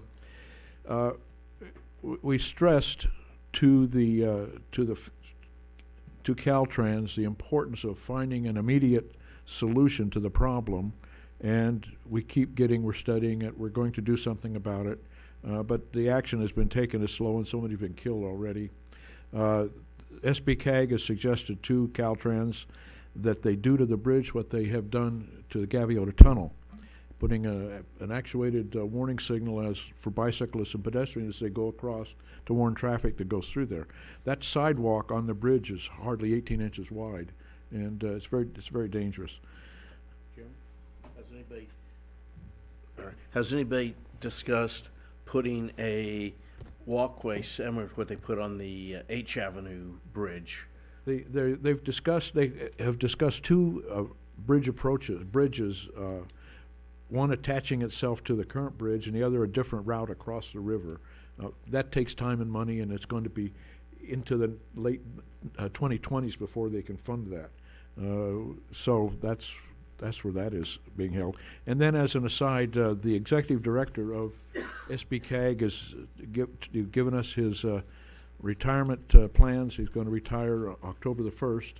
So we're starting a recruitment for executive director to replace him, and we'll be having an interview right here in this council chambers on the 25th of August to interview potential candidates for that. Well, that'll be the entire SBCAG board will be here for all-day interviews. So we did the same thing for the APCD executive director here a few months ago. So that's the status of my report. Yes. Some residents in the city of Solvang have been receiving Project Pet Safe door hangers on their doors, and a person was concerned that they didn't understand what this was all about, so Brad clarified it, and it is a county, is through the county, what is it called? Animal Services, and that they are providing relatively inexpensive services on May 21st. And it's recommended if you have an unlicensed animal that you take your animal in and get it licensed and get it up to date with shots, etc. So it is a legitimate doorknob hanger that's on your door. They haven't come to my neighborhood yet. No, they've come to some. Jim, and I have something. Any other comments? One other comment, kind of in the same vein, but this is to the citizens in the city of Solvang listening. There is the IRS scam that on the telephone where people are calling up and saying, this is IRS agent so-and-so. We've been trying to reach you for several weeks and have not been successful.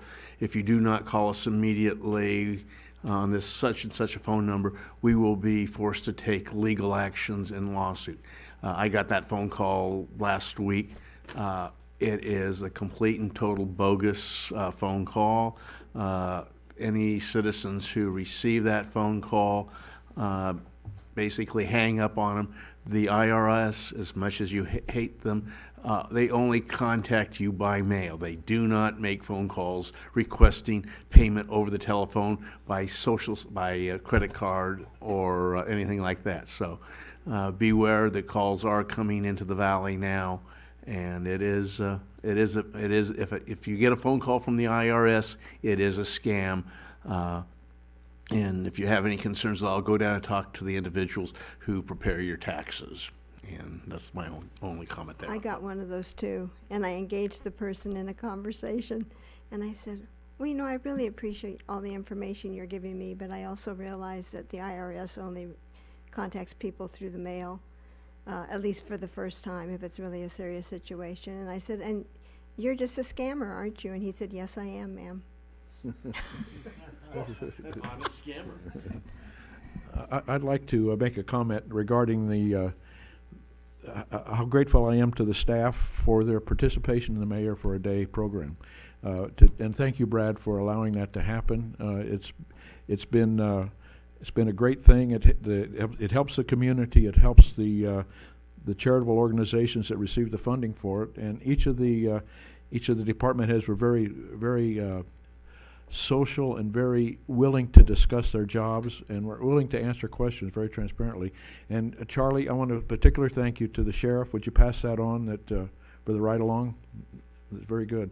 And then and also to the fire guys, if they can hear me upstairs. You know, they said they wouldn't vacuum on Monday nights. So because but I want to thank them in particular too, because they've really make the experience for these Mayor for a Day.